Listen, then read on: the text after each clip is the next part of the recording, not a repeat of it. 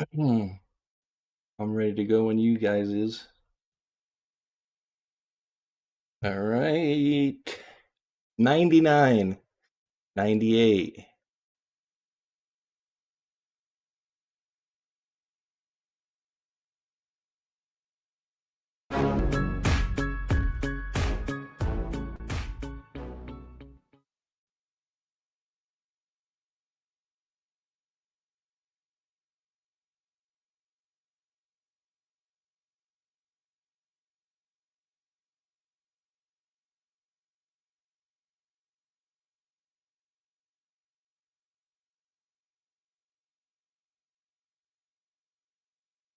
Safe, I'm smiling, everybody seems so happy. Have I possibly gone wacky? What's this?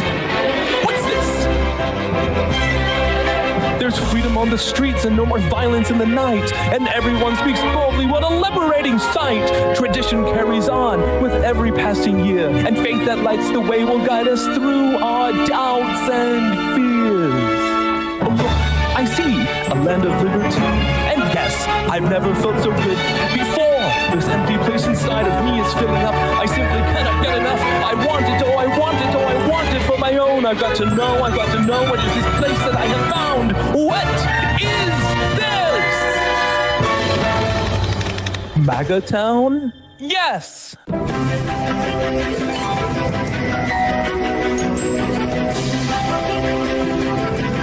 Good evening, ladies and gentlemen. Welcome to the Table of Titans, Truth or Treason, or I was thinking in the last minute, should have been Trick or Treason. We've had international trips all over the Asia Pacific. We've got deals coming out of China. We've got Arctic Frost information. We got the whole Joe Biden, Sleepy Joe Penn stuff coming out this week. Just a whole bunch of things. I got too many tabs. I've been hanging out for a couple hours, ordering them all together. And of course it's Halloween, guys, and Boss is back at it again. We're going to make some funnies out here in the beginning, but we need to get going because I got lots to cover, too many tabs, too many things to talk about. And I got the whole crew here. I got Rdoc, Space Shot, and Tron. Good evening, Tron. What's up, guys? Congratulations. 8-year anniversary of Q Drop. Congratulations. Pat yourselves on the back. Here we are in 2025. Completing the plan. And I'll tell you what, Patriots, this is excellent. 2025, we're going into 11 months. And remember, the first of the month, wake up, wake up, wake up. Guys, EBTs are getting shut off. If you thought your pandemic, if you thought fighting soccer moms at 6 a.m. at Walmart during the pandemic was tough, wait until you find out what happens next. And again, no fear. I think we'll be all right. But again, the most entertaining outcomes, the most likely. And most importantly, we will continue to dig, meme, and pray. Most importantly, the pray part. And Boss, shout out to Boss, man. Absolute animal on that trip over there in Asia, Japan, South Korea, making deals, amazing entrances, even grabbing a crown fit for a king. And I love it, guys. Hit that thumbs up, hit that like, share, subscribe. If you'd like to support the channel, throw some gifted subs, and we'll see you in a little bit. Let's go, Hulk. It's boom time, baby. 8 years, man. Dude, it's been a long time. Thank you. And just to put it in perspective, remember, we're closer to Trump's inauguration than we are the midterms. Mr. Rdoc, what's going on? Oh, it's cold, man. It's really cold over here. We had a big cold front over here. I got the pumpkins ready to go outside. That's on the personal level, but in the world around us, we got escalation going on. We got a lot of escalation going on. We have, we'll talk about the China Trump-Xi meeting in Busan, South Korea today. It did not go our way. We gave up a lot of stuff in exchange for promises and a little bit of stuff. So we're back to square one again. We'll cover all the details on that and go into detail. Japan still going to use oil from Russia, so that didn't quite go as well either. And we got India all pissed off now because as the tariffs are coming off China, they're staying on India and they're pissed.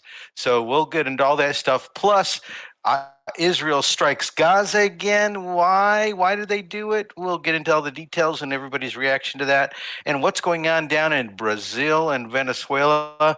But Brazil, we'll focus on that a little bit as well. That's some interesting stuff happening down there. I'm glad you grabbed those links. Mr. Space Shot, sir, how are you doing?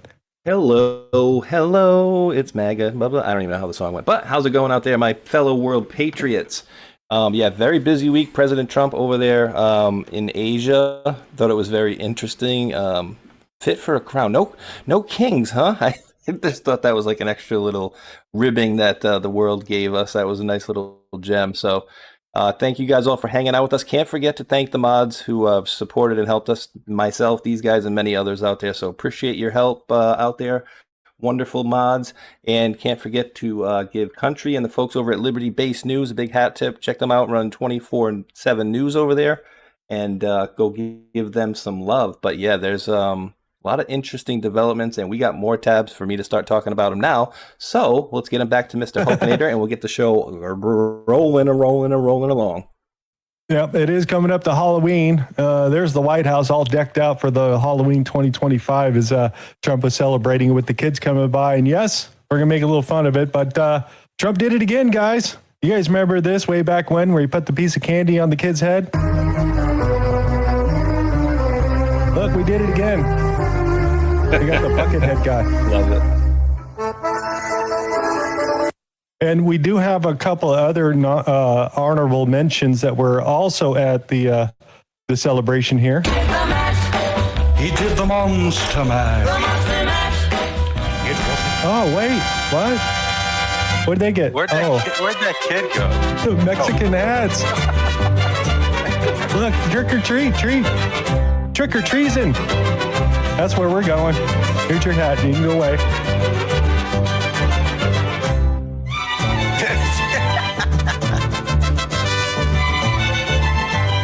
Yes.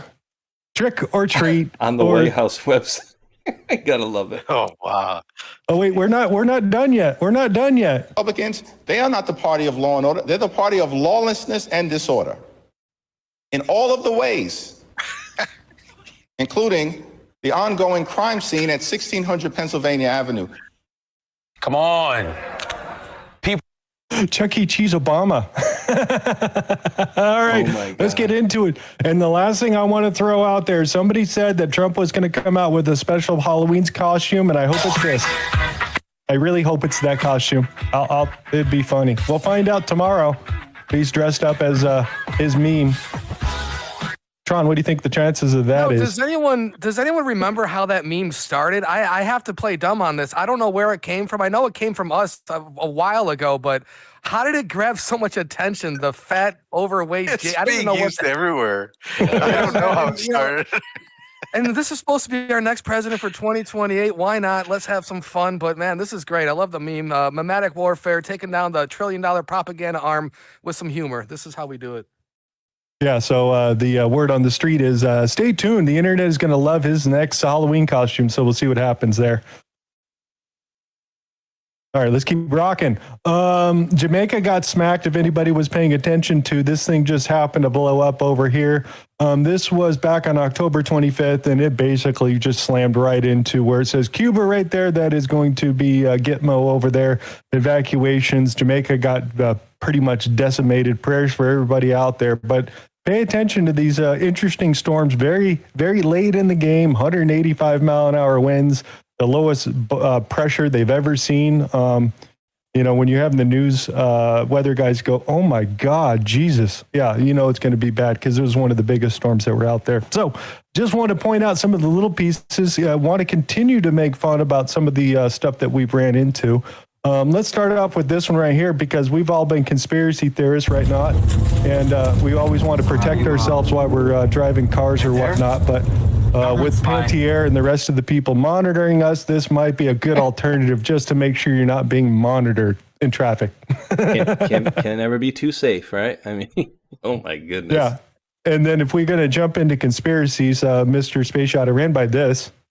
You want to read that? Oh, so you got the Rubber Ducks post, but you didn't take my post where I talked about I just grab whatever, dude. There's no favoritism here. No, I didn't follow that guy. He doesn't read our post. It's like you don't read my post. Well, I guess that's fair. No, I did it the other day, and I was asking, and I'll ask you guys too. So I said, maybe it's somewhat of a stretch, but not really, because I even posted it out, and people were saying, no, I don't think it's a stretch. So Rubber Duck posted out, how did the Q team know 8 years ahead of time that Donald Trump, as POTUS, would be traveling to South Korea to meet with Chinese leader Xi Jinping? Mathematically impossible on every detail planned. And so the reason I said, is it a stretch? And this is the only kind of caveat is the post itself says, now think about the timing of POTUS traveling to China and then / South Korea. So he's technically not in China, but he did meet Xi Jinping in South Korea. And then it says, I've said too much, God bless. So, yeah. And that also down the bottom was very interesting. The Xi and Trump handshake is at 11:07 p.m. And if I'm not mistaken, as I was on the show with Rambo and friends earlier, I believe on their time, it's like 11:07. I'm pretty sure, if I didn't get that wrong. Yeah, so yeah, there was a lot of 107s going on today. So very interesting. So what do you guys think about that being a stretch? Because he's not technically in China, but he did meet China in South Korea. So, I mean, I think it's pretty solid on the borderline of a stretch. Yeah. Well, it's our first 8-year delta. If you really want to, get down on it, and, this is a nice one. This is a nice one because it incorporates world peace and negotiations, all that fun stuff. Kind of, back in 2016 where we were getting started. I mean, it's not as nice as 88022. Being the text to campaign number for Boss, and then Boss getting raided on, August 8th of 22, and Dan dropping a door 3 days before the raid at Mar-a-Lago. But we get these kind of confirmations on a weekly and a monthly. And just a few days ago, Boss actually yesterday drops a Q+ on True Social. I mean, it would have been nice on a Delta on the 28th, Boss, but he hit it on the 29th. But nonetheless, we get these continued confirmations and validations. And right now we have to finish the plan. We have to wrap it up. We have to take this marathon, turn it into the sprint, and hit that finish line. And that's the main goal of this campaign of the third term rolling into 28. But this is a nice one. It's good. Ooh, really quick. No. That was a Delta, Tron. The 29th was the 30th. Aha. Yeah. 29th here, 20. Well, I mean, yeah, I mean today, anyways. 29th over here is 30th there. So I don't know if that's what you were talking about, but yeah, coincidence, guys. I mean, this is just at this point, it's ridiculous. Yep. One, I got to say, quick thank you to Miller Bits for the $2 Rumble Ramp. Says you guys own Thursday nights. I've been watching since January 2018 on Space Shots. Thank you, sir. We appreciate you. Let's keep going. Let me read one really quick. OH-58. I believe that's a type of helicopter because it's a OH-58 Captain. And I know Captain, I won't mention his last name here, is a former military helicopter pilot. Dropped a $20 Rumble Rant. Says, thank you, Mike, Hulk, and Rdoc for staying in the course. I'll add Tron into that, too. We all had doubts. Glad you stuck there with 107, brother. Real intel. And so thank you for that one, brother. I appreciate that. Sweet. So the other thing we're going to dive into here really quick, because I went kind of on the social media, is GameStop has come out and says the console wars are over since Halo's making it over to the PlayStation. It started in 2000 as exclusive. It is totally over. And they're basically saying that they're going to be the arbitrator between everybody. And if you have any problems, you can come talk to them and we'll still deal with both sides of the system. It's kind of cute. It was funny. The news got into it and the White House picked it up. So, Tron, I don't know if you happen to see this. Yeah, it's not. That's weak. I just thought it was cool. I'm not talking about the cute thing, but I just thought the Halo thing with the 117 on there. I'm just saying. So this part was added. I just thought it was cool. And the other thing is they also dropped this over here for destroying the flood of illegals that came in. So they're definitely playing it on that side. So, yeah. It's meme-tastic, guys, as we roll into here. So that's down that side. What else do we want to get here? Oh, yeah. Top Trump officials are moving on to military bases. Stephen Miller, Marco Rubio, and Kristi Noem and others have taken over homes that have been recently housed for senior officers. Death threats are getting pretty big, guys. So they're circling the wagons and make sure the important people are going to be protected. And they're going to be housed at Fort McNair and Joint Base Boilings. So those are the two locations. So, yeah. Dude, when's the last time we've had anything like that happen? And just really quick, let me thank Dave from News Treason who had raided the channel. I'm like, oh, we already got 1,000 in here? They usually listen for like a half hour. So, yeah, appreciate that, Dave at News Treason. But, yeah, when is the whose show I'll be on tomorrow night, call-in show? Make sure you guys be there. But have we ever seen this before, guys, where these people, like, the Secretary of State, the DHS, like all these people go and basically take cover at a military base? I mean, maybe in the history, but I can't recall. Not in a long time. Not in our lifetimes. Yeah. Yeah, unless you were talking about World War II stuff. That's about the only thing I could possibly think of, maybe. So, Civil War, they evacuated the capital and had to go reside elsewhere and hold meetings elsewhere. Congress did some things a couple different times in history, but this is due to some specific credible threats. Yep. What else do we want to do? I want to do a couple of funnies here because the meme-tastic has been all over the place. Rdoc's going to go into more China and the trade deals, but again, memes are memes.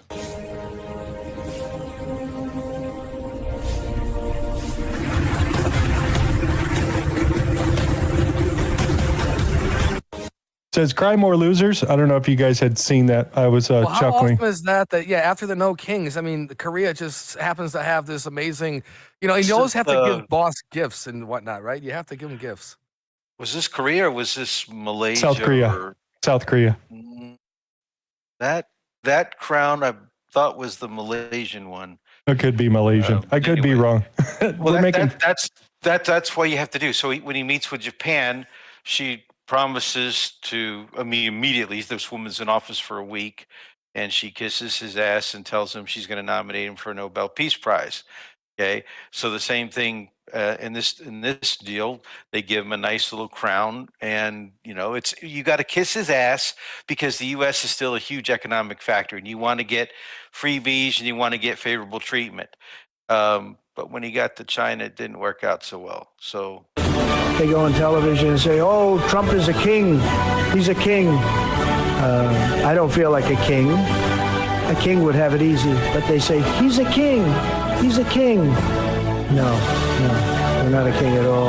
We just know how to get it done. And a lot of people are saying, maybe we like a king. If that's the case, I'd rather have a king. I'm just saying, we're going to make fun of this. Let's get into some important stuff here. He's going to troll everybody for that. He's going to actually troll for that. Exactly. So we're on government shutdown. If anybody's been paying attention over there, Senate Democrats have been holding out. We need 4 to get over to make the supermajority over there. And again, we know SNAP benefits and whatnot are coming here on the 1st. They roll over on Saturday. There's going to be a lot of starving people out there. We're going to talk a lot about those particular situations, but we're almost at his record of, I think it was 36 days was the last time. So we're at 31, 32. So comments?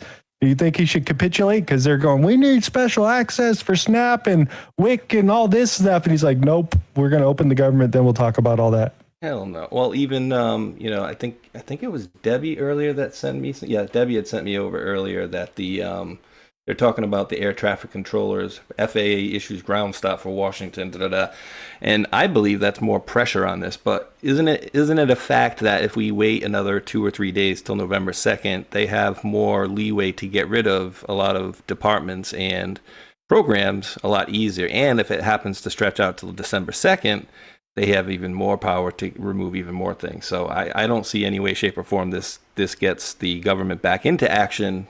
Definitely not before November 2nd. Exactly.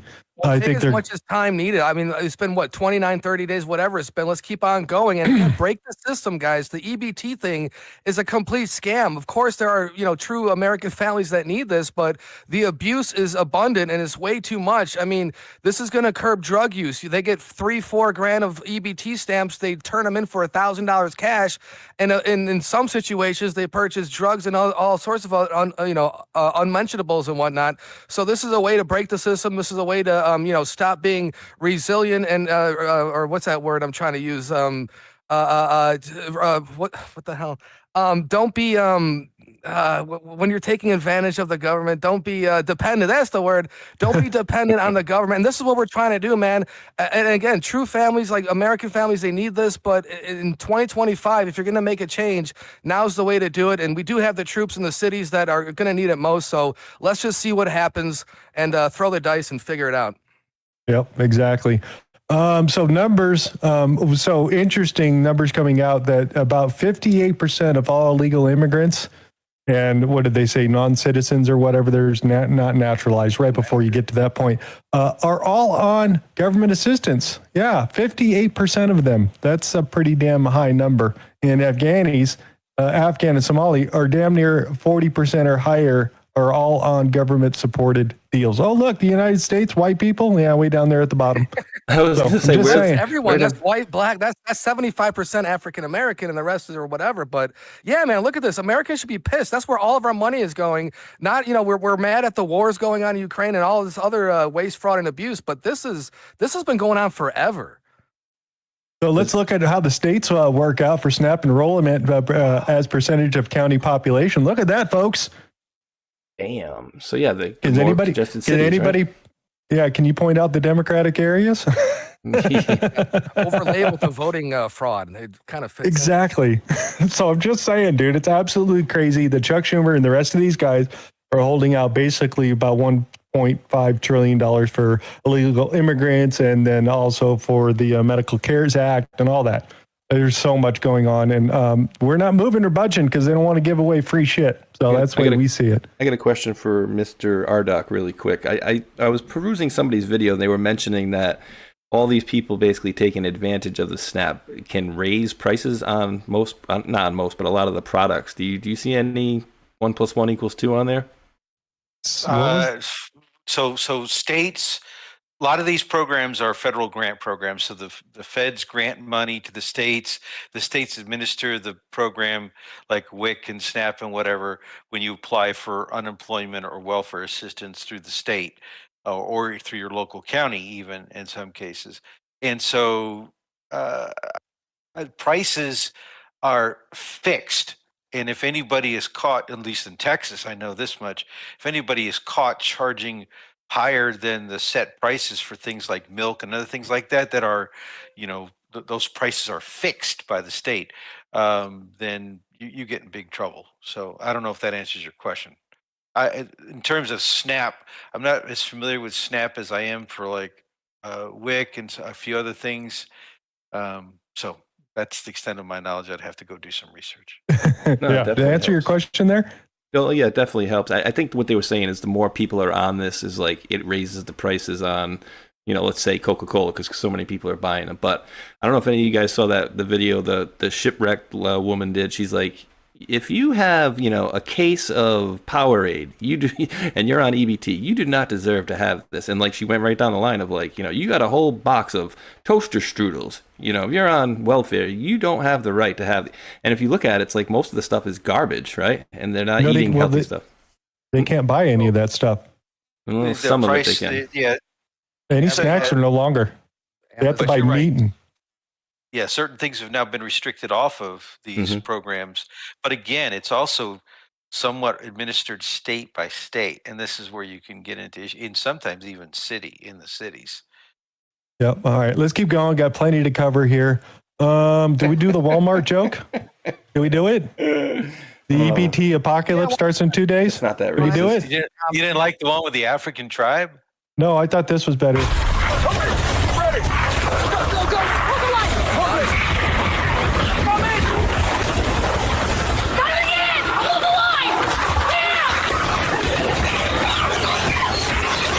Produce aisle's gone. I need backup now. Reaches overlap with They're coming out. What in the world? This fast. We got zombie chips running with TVs and chicken. I repeat, zombie chips. Someone stop them. Zombie chips. I tried to stay in the middle of the road on that one. It was hard to find a good one. It's about the nicest one I found. All right, let's keep going. We got plenty to cover over here. Let's get a little bit into the arguments of, again, J.D. Vance. They've been trying to vote every day. Democrats are trying to get them to bend the knee, and they have 52 Republicans. They need 3 Democrats to switch over. So they're still having problems. And, of course, Massey's not helping anyways. And Trump's going to challenge him on his particular spot for this next election. So interesting things happen over there. They've been trying to get this stuff together, but yeah, we're still shut down. We're waiting on Chuck Schumer and his shutdown. Comments? Anything people want to throw out?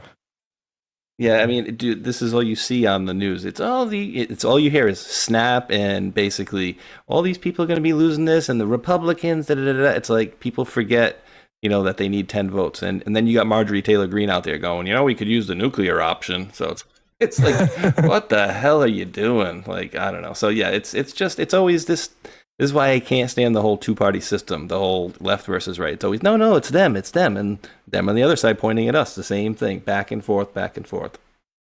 All right, Space Shot, read this for everybody. You ready? Push and pull. Oh, yeah.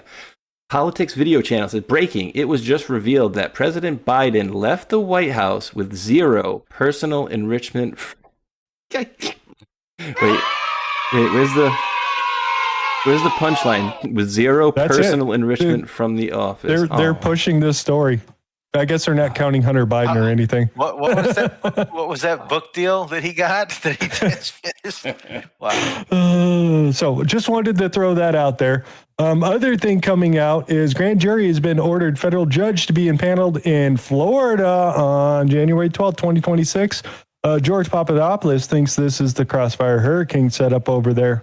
So we'll see what happens. So they're going down the line of things to be paying attention to. And this one, this is the older one. Shit, September 26th. I was off. I'm fake news. You are fake news. But basically, we're talking about Arctic frost right here. Architects of Merrick Garland, Lisa Monaco, Jack Smith, Christopher Wray. Yeah, all the people that were basically doing that whole Spygate thing. And they got Trump out of office. They didn't get prosecuted the first time. So let's just do it again. That's basically what they did. Right after he announced, I'm running for office again, 2 days later, they opened up this entire investigation on Arctic frost and away they went. We're going to talk about some of the details, but anybody want to throw anything out on this? Yeah. Was anybody surprised? Yeah, but Hulk, Trump's going after his political rivals now. I mean, this is so unfair. And I'm not even saying this to be funny or coy or whatever, but guess what? I literally got that from our friend that we play video games with from time to time. So otherwise, he's a good guy. Otherwise, his politics are completely crap.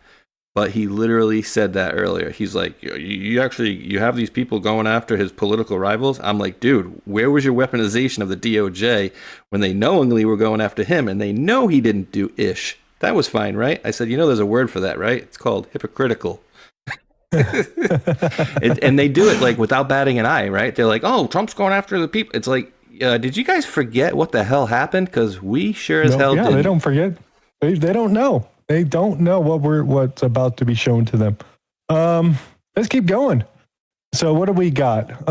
Senate Grassley dropped the bombshell. Jack Smith and the FBI targeted conservative groups, including Turning Point USA. 197 subpoenas have been made public.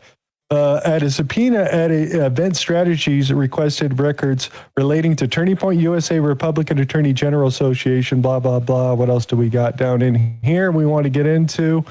They basically monitored 20% of the Senate Democrats over there, not knowing, including Ted Cruz and a whole bunch of the other people that are out there. So this is getting pretty big. This is the investigation by Grassley and Comer bringing all the information together and then bringing out some of the stuff that they got. We're going to get into some of the details, but anybody want to make any comments? That's everything that we've known, and this is why Grassley's been hanging out at Dairy Queen is because of the Arctic frost. I mean, this is how far back it goes.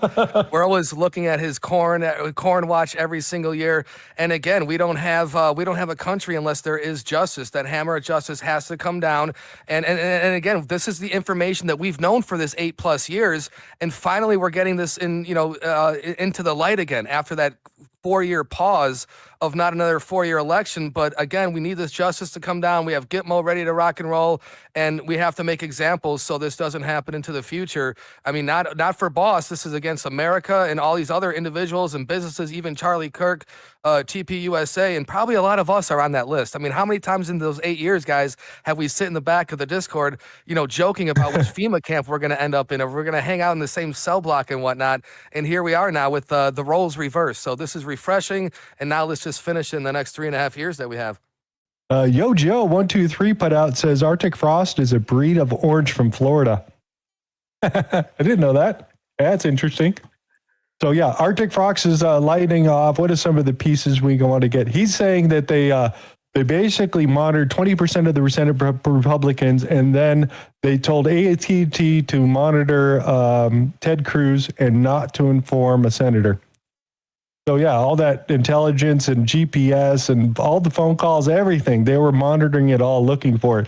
And never mind the whole year before that they spent without this particular investigation trying to figure out how they were going to do this. They couldn't find any dirt, and then they had to call Jack Smith in to make up more dirt. That's getting pretty bad. That's what this is basically laying out over here.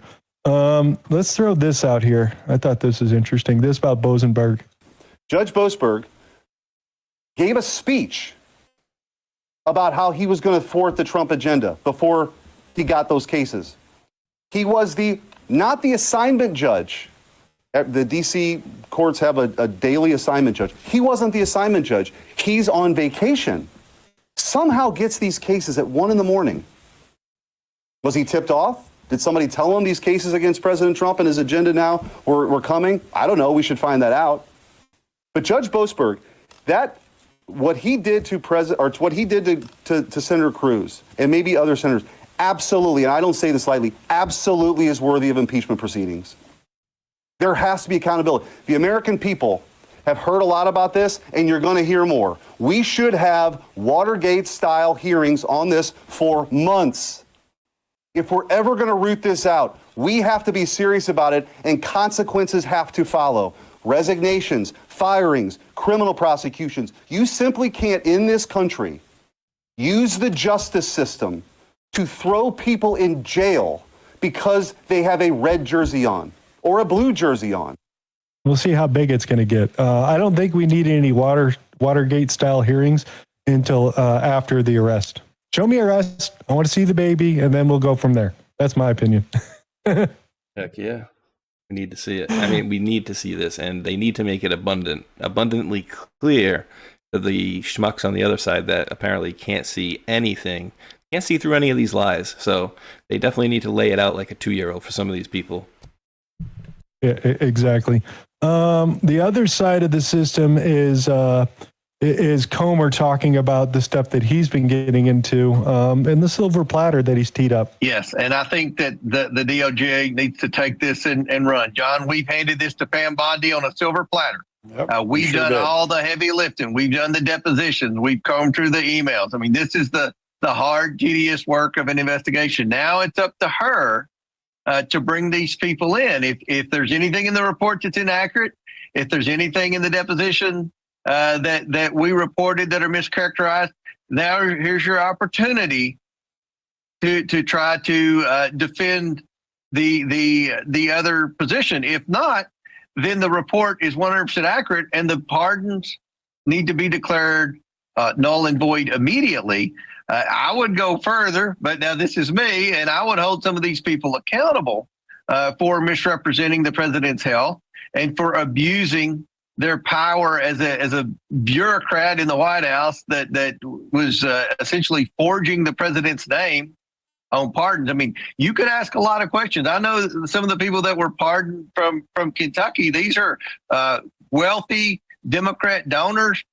We heard from Jeff Zients that Hunter Biden was in the room where the decision-making was taking place on the pardon. Look, I don't think we need to say any more on this show about Hunter Biden being in the room with pardons when people have the potential to maybe be paying for pardons. We didn't go that route. We just tried to investigate the AutoPen and the president's health and mental fitness.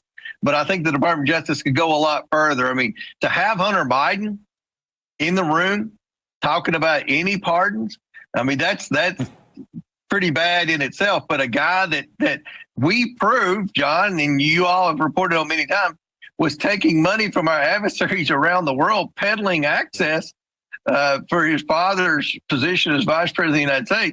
So do you think Hunter Biden was selling pardons with the AutoPen across the street in the fake White House? Maybe. He would never break the law. He is of the utmost character. I almost couldn't say that. So that's all this week, guys. That's crazy. I mean, dude, it is so bad out there. And then how about the whole thing with Ketanji Brown Jackson? Like, she was basically like signed in before it was like official. She is an AutoPen. Yeah, I tried to look it up earlier, but I know that Biden 100% signed her whatever they did earlier than before. I think it was Kennedy that left office, or whoever the other guy was that left office, which was they said legal but unprecedented. Well, the only official signing we've seen of any of the pardons is the one that he did for Hunter on camera. That's the only one we have. Everything else is hearsay, and that's what he's saying. They're selling them out there like hotcakes. Let's keep going. What else do we got? Okay, you want to read that one, Space Shot, for everybody? Certainly. Excuse me, Attorney General Pamela Bondi. My team has already initiated a review of the Biden administration's reported use of an auto pen for pardons. Rep. James Comer's new information is extremely helpful, and his leadership on this issue is invaluable. We'll continue working with GOP oversight to deliver accountability for the American people. All right, now start throwing the indictments out, baby. Exactly. Let's see some arrest. So that's on that one there. We also got... again, in regards to the auto pen and obviously Joe Biden's health and cognitive ability, basically they were still having lots of problems with him. The other side of this system is Jay Britton Thomas Wyndham declined to answer dozens of questions related to the motive, scope, and conduct of Smith's investigation into former Donald Trump. Particularly the classified documents case and related flow. Their evocations occurred amidst a Republican-led scrutiny of the Department of Justice action during the Biden administration, which claimed the iniquities or inquiries were politically motivated and influenced in the 2024 election. Basically, as soon as Trump announced, they lit off that investigation for Arctic Fox within a couple of days is what basically happening. And then there was thin evidence, and nobody wants to really own up to who made up the evidence for the Arctic Fox because they know it's all fake, is what it's basically coming down to. But we got a list of the people who were followed on Arctic Frost. Who do you think that's right there, Mr. Space Shot? Oh, are you serious? Alex Jones. What is he? Last name, first name. Mark Bankston, Alex Jones' cell phone. Wait, what's the far left one? Last name, first name, role, counsel name. Is that their attorney? Oh, wait, Patrick Cipollone. Wait, that's weird. They were asking questions about Alex Jones' cell phone. We need the number. Wait, hold on. James. So you got James Fitzpatrick, the director of Pennsylvania operations, and then up top there you got John DeSanto, senator. But then under Alex Jones' cell phone, regarding Alex Jones' cell phone, Mark Bankston.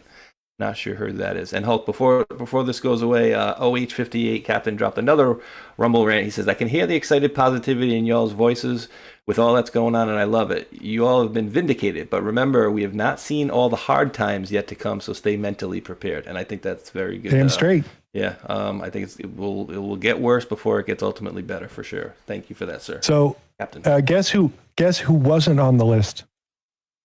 Jack Posobiec? No, I don't know. Fly hair? Yeah. Mike Pence isn't on the list. No, he's a good guy. You know who they picked for the wrong person to put on that list?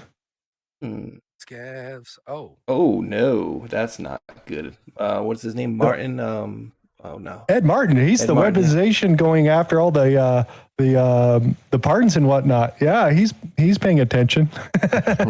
Ruh-roh, Raggy, you done stepped in it now. It's great that everyone has their own little personal retribution. Like at first, we always thought it was boss, and we knew that there were others. But now it's like, okay, we have people in the right positions of power to not only get vengeance on those that went after them, but just the whole system. So this is beautiful, and this is part of this timeline that we have to kind of take advantage of. Exactly. So we're rolling down that way. What else do we got over here? Okay, now we're going to play this little clip right here because Tulsi came out with this. Talking about a good old Hillary right there. One of the most significant pieces of evidence that was revealed in that report we released yesterday is the fact that Russia claimed to have very, very damaging information, high-level DNC emails relating specifically to Hillary Clinton's physical and mental health, and DNC leaders questioning whether or not, if elected, she would even be capable of carrying out the duties of the presidency. Russia had this. If they wanted to swing the election for Donald Trump, they would have released it in September, October of 2016 at a pivotal time to swing momentum into Donald Trump's direction and damage Hillary Clinton's campaign. They did not do that deliberately. They understood that Hillary Clinton would likely be the inevitable president of the United States. They didn't think Trump could win, like a lot of other people. And so they were withholding this damaging information about Hillary Clinton and planning to release it in the days or weeks leading up to her expected inauguration in order to once again sow chaos within the United States. Yeah, there you go. Yeah, so Hillary's into it. So yeah, we know that's coming. The other side of that, I had to go check in to see what Hillary's doing. Did you guys see that where she was at today or the other day? Yeah, with Maria, and her hand is all jacked up. That's an AI photo. Yeah, you want to read that for everybody? Oh, Hillary Clinton honors spirit cooking satanic witch Marina Abramovich. Hillary Clinton went to Japan last week to support Marina, who engages in satanic spirit cooking ritual dinners, where she was given the Premium Imperial Award. These two witches were able to get together one last time before their favorite holiday, and there it is, guys, still operating as usual. And this is all on the 8-year delta of HRC arrested. She's in Japan. She's going on interviews. She's receiving art awards again. And man, they both look extremely demonic. That's not AI, is it? People. Look at the hands. All you got to do is look at their hands. All three of them. Well, she's wrinkled as hell. They're all wrinkled on the same way. Even the woman in the back with that giant Bigfoot hand. It's strange. Yeah, that was great. What else do we want to get into? The other side of that had come out. HRC approved Julia's idea about Trump and Russian hackers hampering U.S. elections. This is coming out of George Soros's group, is what they're saying. So George Soros helped push the story of Russia with Christopher Wray and the rest of the people out there. So they were kind of the spark of that. We haven't heard that before, but he's been named into this, and we'll see what they go after here shortly. I'm waiting for more information to come out on this. That was Spirit Cooker. Go ahead. Did that one right there? No, the Hillary Clinton one. So interesting. I was going to say, like, did she mention anything on witches? Because I know Liz Crokin did. So I just happened to look up, because I was looking up that old story about how she visited like a witches coven like once a year or whatever. But witches get stuff done. Happy Halloween, coming from Hillary Clinton verified on Instagram with her wearing a witch's hat. What day? Did that just a couple of days ago? This is October 31st, 2023. Over a year ago. But still, and then she's kind of tongue-in-cheek in it, because the 2023 was after. I think we brought up that stuff back in like 2020, maybe even before that. But it was a fact that she went to that place, I think, once or twice a year in California, if I'm not mistaken. Yeah. Here, read this for everybody. You ready, Space Shot? Ready, Freddy. Paul Sperry says federal records reveal Jeffrey Epstein was jailed with Clinton Foundation donor and Hillary confidant Huma Abedin's cousin, Omar Amanat. No shit. I didn't hear about that, but yeah, new leaks are coming out, so we'll just keep going. Just put that in the back of your head. Yeah, we heard about the big jacked, what was he, an ex-cop that was strangled somebody to death or something like that? Exactly. What else do we got? AutoPen information is coming out, so they basically have the picture of him up. That's from the official White House out there. And again, they're also talking about the pardons, him being sick. And basically somewhere after 2021, they knew that there was no way this guy was going to run the government itself. And we basically have, what's his name? I can't remember his name, not Comey. What's his name? Comer, thank you. Comer has been leading the charge on there and bringing forth some of the information on there. But they also interviewed the doctor. They also interviewed the other, the lead White House executive guy that helps out the president, and Pippi Longstocking over here. And they basically all banded together. None of them are changing their story or pleading the fifth, which means they all been talking to each other, make sure that Biden stays out of trouble. So these are all the testimonies. You can watch all this stuff out there of them talking about this, all the paperwork. It's all been released. Let's see if Pam Bondi pulls it together. And remember, she came out and said at the end of her term that she never spoke with President Biden ever. And there was another one that was, I think he only saw Biden twice, and he was supposed to be one of the top advisors as well, or top assistants or whatever. Yeah. I mean, This is freaking crazy. Yeah, no, they weren't hiding them. Sure, they weren't. No, everything was just going cool as ice cream. What else do we want to get? Question for the thing about the auto pen. Do you know who the people were that are actually the people or persons who actually operated the auto pen? Answer. This is from his chief of staff. I do not. Okay. They have no idea who did it, so we'll just keep going. Wow. And if anybody should, it should be him, right? Yeah. You want to read this one to everybody? Sure. Donald Trump says, former FBI agent Walter Giardina is a dirty cop. He should be, along with deranged Jack Smith, the sinister team of Lisa Monaco and Andrew Weissman, Lidl with 2 Ds, Jay Bratt, Norm Eisen and his fake charity crew, Christopher Wray, Merrick Garland, Thomas Wyndham, who dreamt up the corrupt J6 witch hunt, should be investigated immediately. They are a disgrace to our nation. Thank you for your attention to this matter. Can we have FBI Director number 2 being indicted soon? I like he. You mean Ray? Yay. Yeah. All right. Here's another one you got to be paying attention to. Scott McFarland, we had a developing situation here, and I want to explain it as clearly and as efficiently as possible to give you some context. But earlier this morning, according to a source familiar, the Department of Justice put at least 2 federal prosecutors in the U.S. Attorney's Office for D.C. on leave, or are about to put them on leave after an overnight court filing in the case of Taylor Taranto. This is the filing.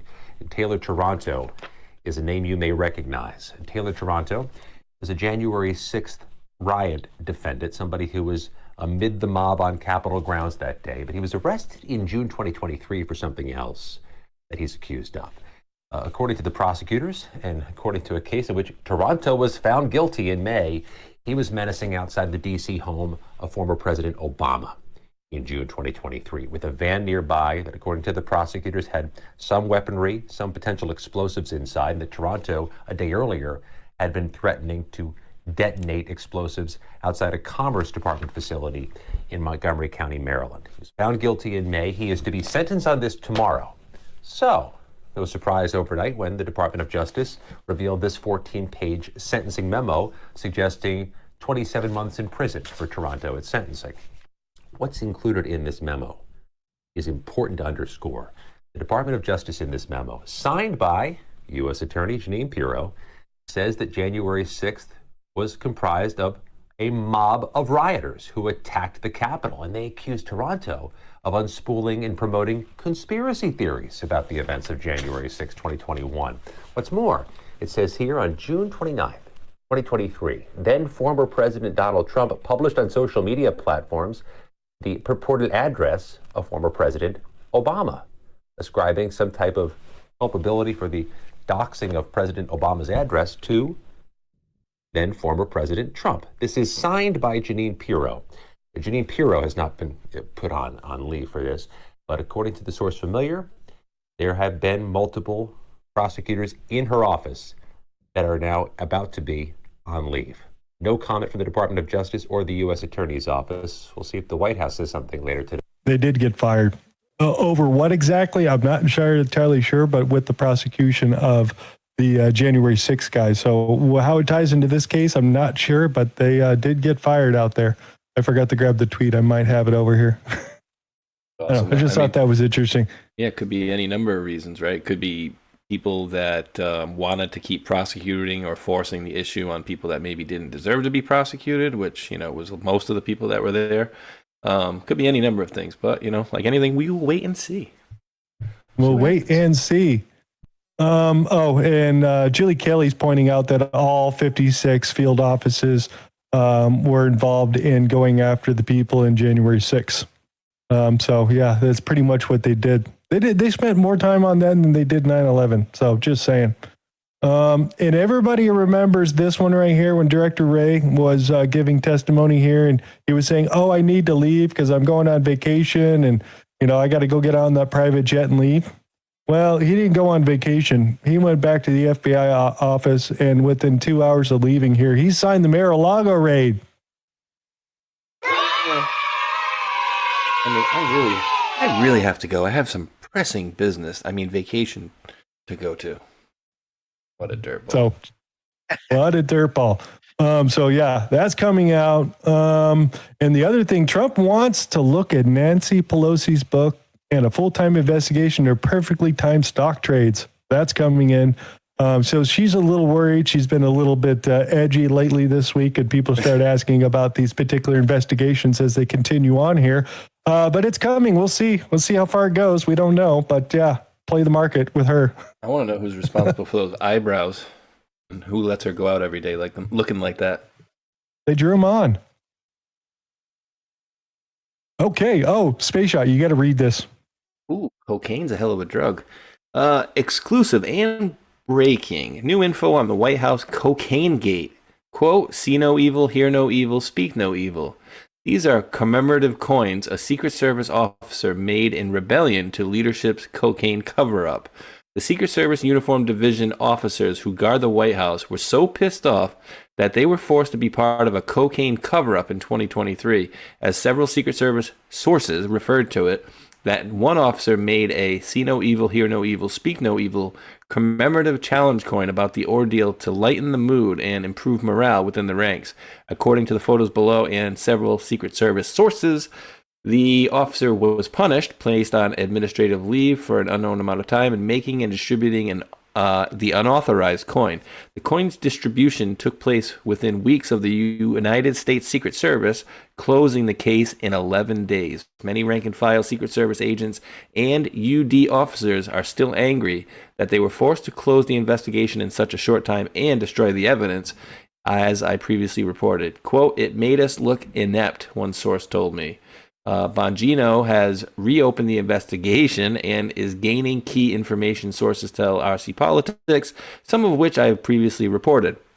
That's good. That's good. You ready for the picture? Yeah. Ready for the picture? That's cool. I'd love to get one of those. Yeah, the White House, see nothing, say nothing, hear nothing. Cocaine. 3 monkeys, one with the ears covered, one with the eyes covered, one with the mouth covered. That is great. They made 100 of them, so that's 14 out of 100. So, Cocaine Gate is going. On the other side of that over here, Camp Pendleton, California, 10-2, U.S. citizens are now facing serious charges after a canine alerted agents of 42 wrapped cocaine deals with 178. On Camp Pendleton, guys, in California, as long as we're talking about cocaine, I wanted to check in with Gavin Newsom and Bontham over here. Rob Bontas, just to see how they felt and wanted to make comments about the cocaine that was found.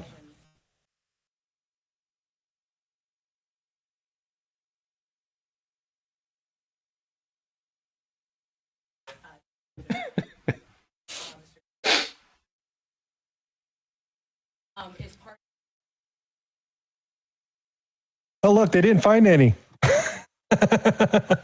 They just cleaning it up. That's real. That's real. Let's keep going. What else do we got for you? Again, Scott Bassett over here is complaining about the courts, and the Supreme Court needs to smack them down. I think he's referencing the district courts with the nationwide injunction decision should be coming shortly. That's what I think is coming down the nose with him basically talking about that particular situation. So that's just a note into the system itself.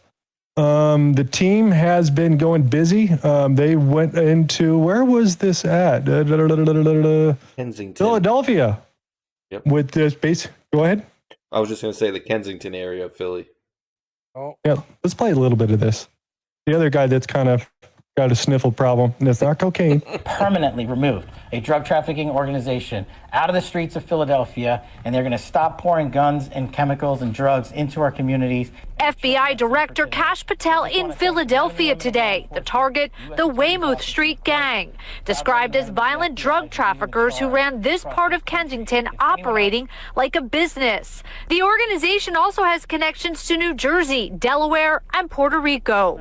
Officials say these photos that are part of the indictment reference the violent nature of the gang, with associates threatening to harm people if they went to authorities. It's a massive drug trafficking conspiracy spanning nearly a decade, involving tremendous volumes of fentanyl and narcotics.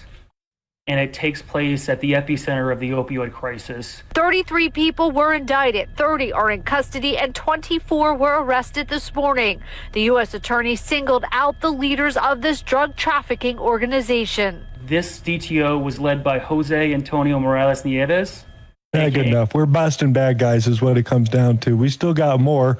We'll get a little bit of, what is her name? I'm having Christy Nome. No. Through that partnership, 223 illegal aliens have been arrested and taken off of our roads. Of those, 146 of them were drivers.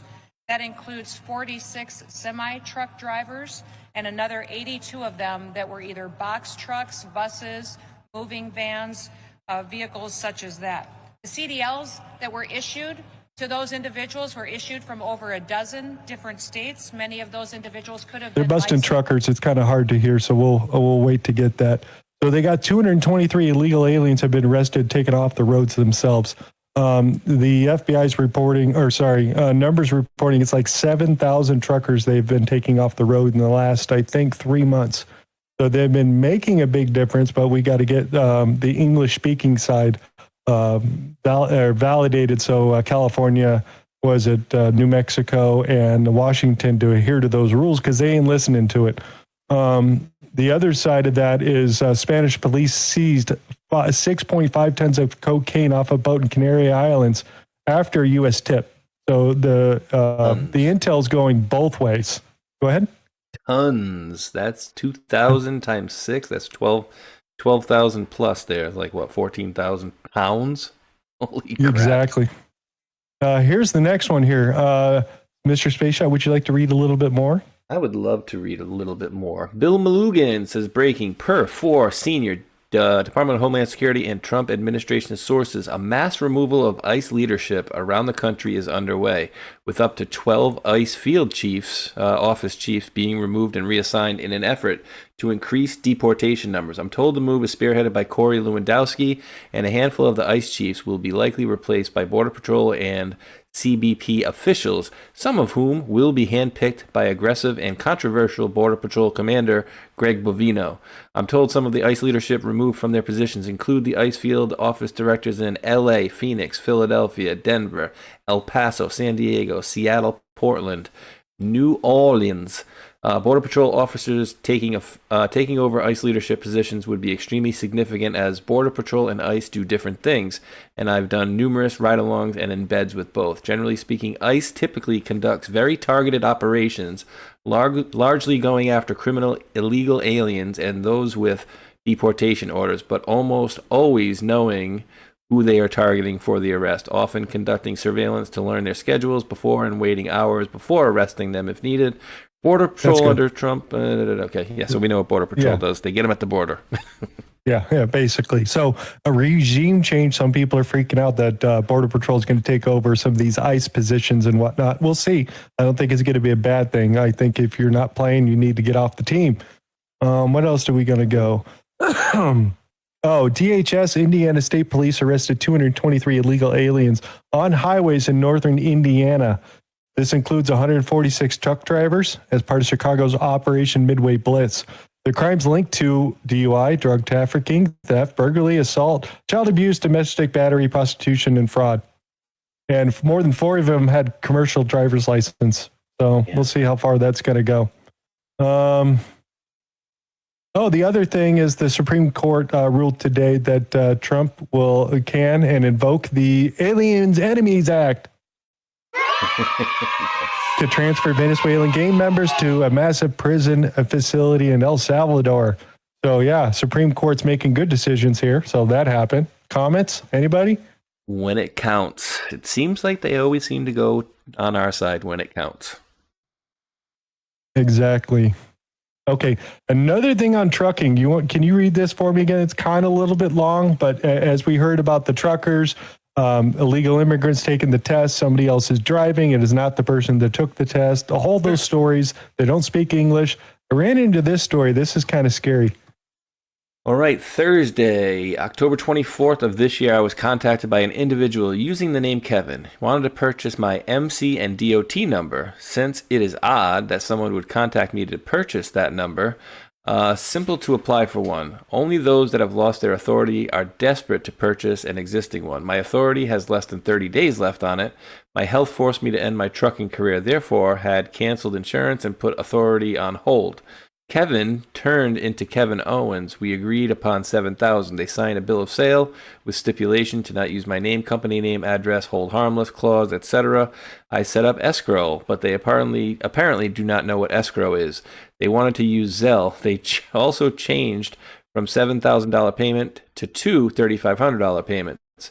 Then Kevin contacted me, I guess, and said that they would start an LLC in a different state and use my company name. I said no, and that the stipulation that they will not do that is in the bill of sale that he initiated and signed, or he initialed and signed. Also, that the company name is trademarked and any use of it will bring forth litigation for trade name infringement. Kevin obviously just initiated and signed without reading and or understanding what he signed.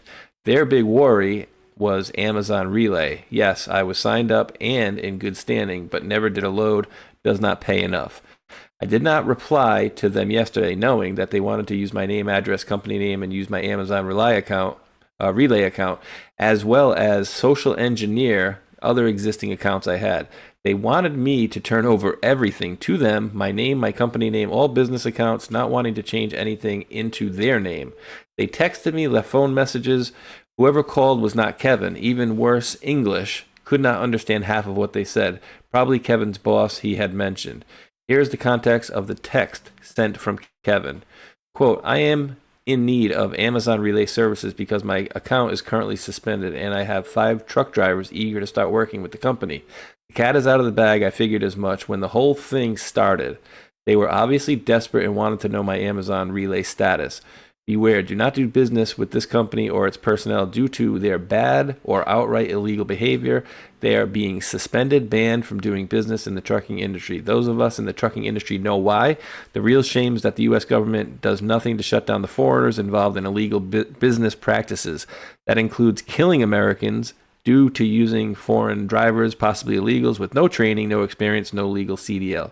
Company is registered corporation in Illinois. Well, they should put them on. So yeah, they're trying to buy those CDL license in an entire company because it's easier to hide behind an American name instead if you're from India or something like that. So things to pay attention to. I got a. I was like, oh. I got a Rumble rant that actually adds to the conversation here. So thank you, Cyrus the Great 87 for the Rumble rant. He says there are 6 million, and if this is correct, dude, this is ridiculous. There are 6 million truck drivers in the USA. Some estimates are saying 700,000 to a million illegals driving. Currently, they haven't put a dent in the illegal truck drivers. And I was just going to say, man, looks like it's probably going to be a booming job wanted position, but jeez. Not yet. Not yet. Man.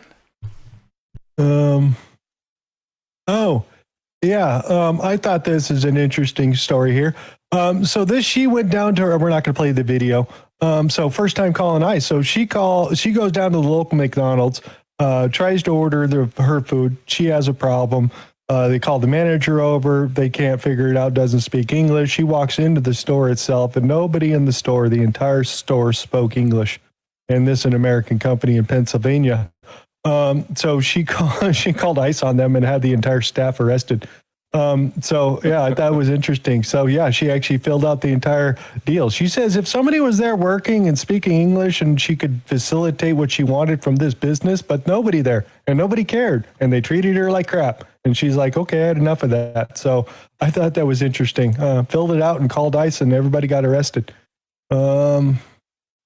What else do we got over here? U.S. Attorney in California just announced 97 people are being charged with assault for impeding agents in Los Angeles. All those brick throwers, all the ones at the weed farm, all those guys, they're going after every single one of them. So that's a particular plus, a positive things to see.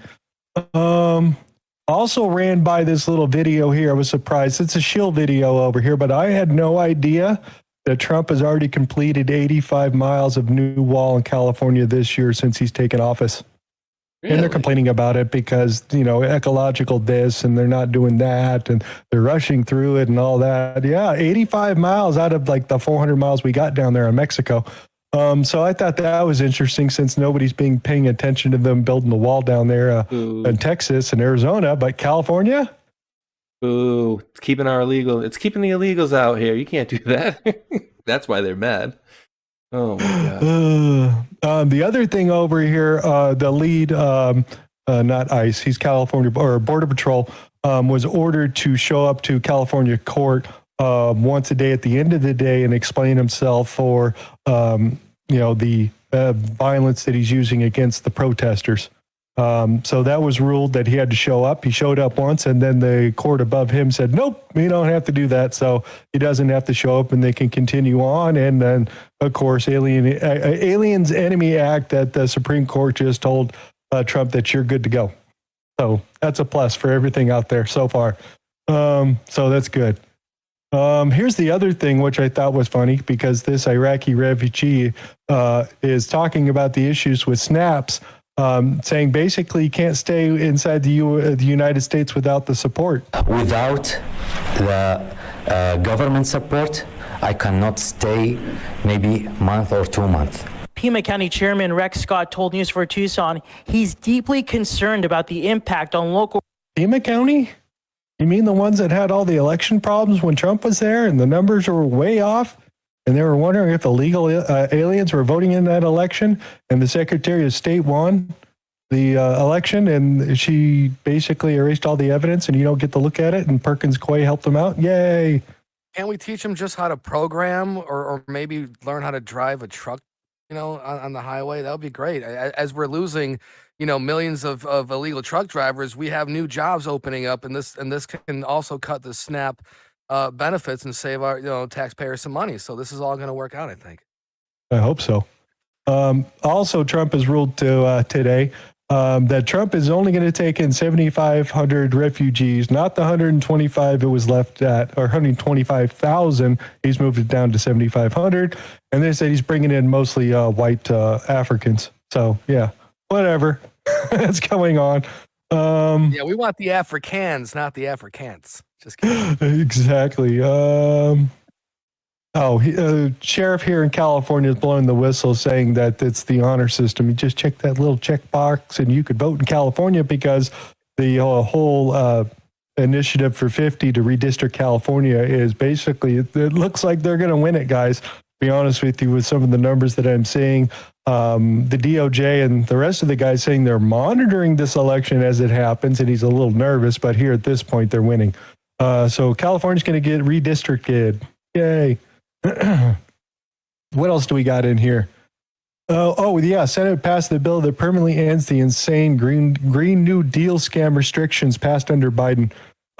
So basically, it's all done. It's been solidified. This is one of the things that Trump wrote the executive order on, gone through Congress, and it's now passed by the Senate. So they're doing something over there. And that's what Trump was talking about over here. Did you see this, Tron? Do you want to read what Mr. Trump wrote? Guys, boss here on the 29th of 25. We just won the war on climate change hoax. Bill Gates has finally admitted that he was completely wrong on the issue. It took courage to do so, and for that we are grateful. MAGA, there we go, baby. Climate change is fake. We knew it. Even Bill Gates says it, and there it is. Yeah, he said he wants to focus on homelessness, and what was the other thing? Mosquitoes that are going to kill us for the next pandemic, or? Yeah, nothing about climate change. Yeah. All right, what else do we got here? Experts have proven wrong once again as GE Appliances $3 billion investment into U.S. manufacturing just sparked the launch of American Railroad in Louisiana, which they're already using right now. They've already built it. It's ready to go. They're just putting in production to make sure they can go. So they've moved those plants from Mexico back into America and are building railroads. That's the interesting thing, I thought. What else do we got over here? Senate votes to unleash fossil fuels. This is in Alaska. So the ones that Biden came in and ruled that you can't drill any of that stuff in RWAR or ANWAR, whatever they call it up there in Alaska, it has been passed and they've opened it back up, and it's drill baby drill over there in Alaska. That got passed out today. What else do we want to get into as we come up to the end? Now this I don't know where to exactly put this. Tron, you want to read any of this, or should I kick it a space shot? No, guys, right there. Google and Amazon are secretly notifying Israel whenever they hand over data to foreign governments. From The Guardian, leaked documents reveal that Amazon and Google, under Israel's Nimbus cloud contract, agreed to secretly notify Israel whenever they hand over data to foreign governments, even when gag orders prevent disclosure.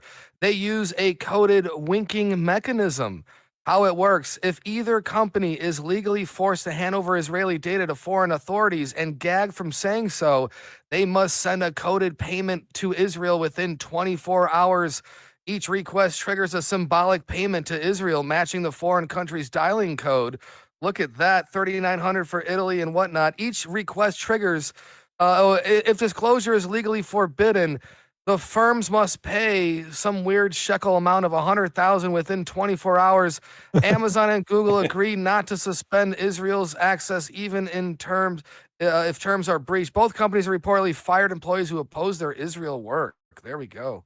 Yeah, winking mechanism. Winking mechanism. Matching the back door. Yeah, their back door. That Israel 130. Yeah, exactly. What else do we want to get into here as we move along?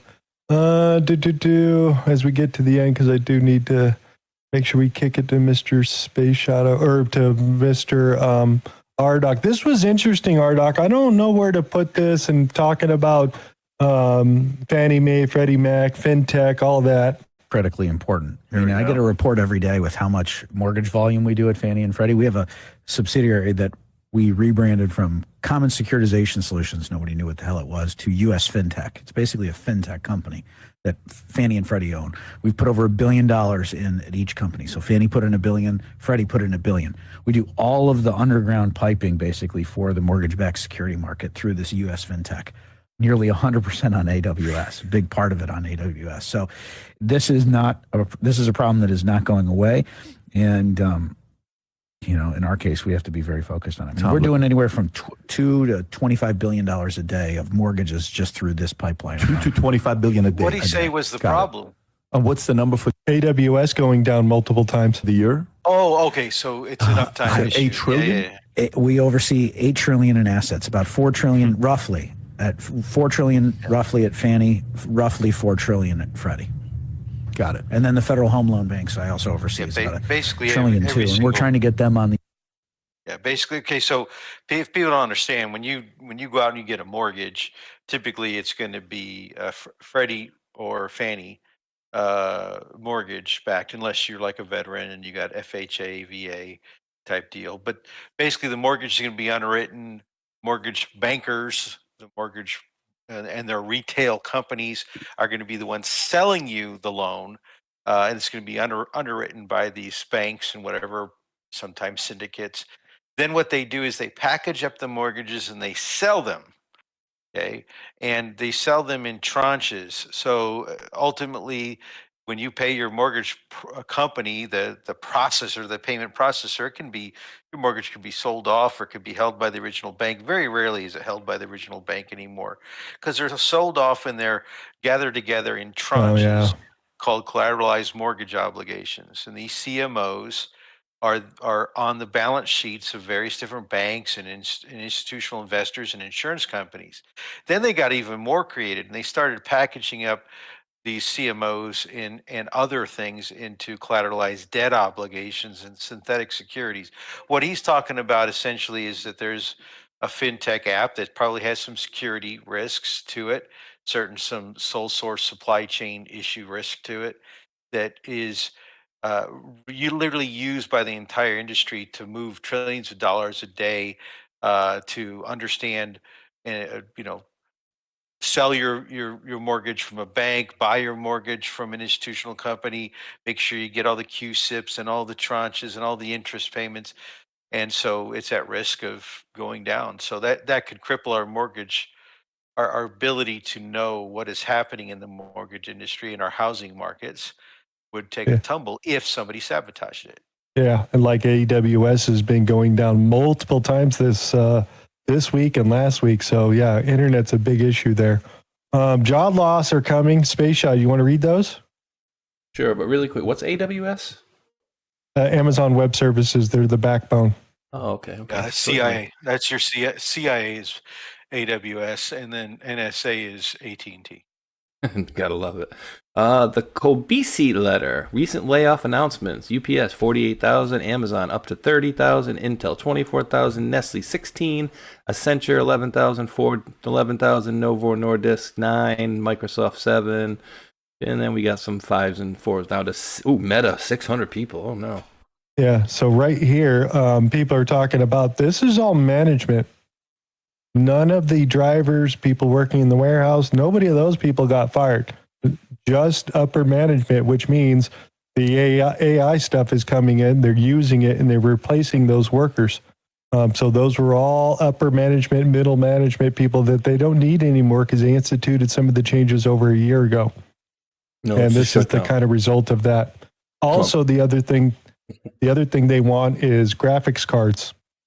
Because their quarter's going to look bad. And one of the economists were saying as well, since they fired all those people out there, they go buy those graphics cards that they need so they can continue on with their AI data centers because they've already spent all their allocation for the year. I was like, oh, that's interesting. So I don't know. We'll see. Some of those things are happening out there.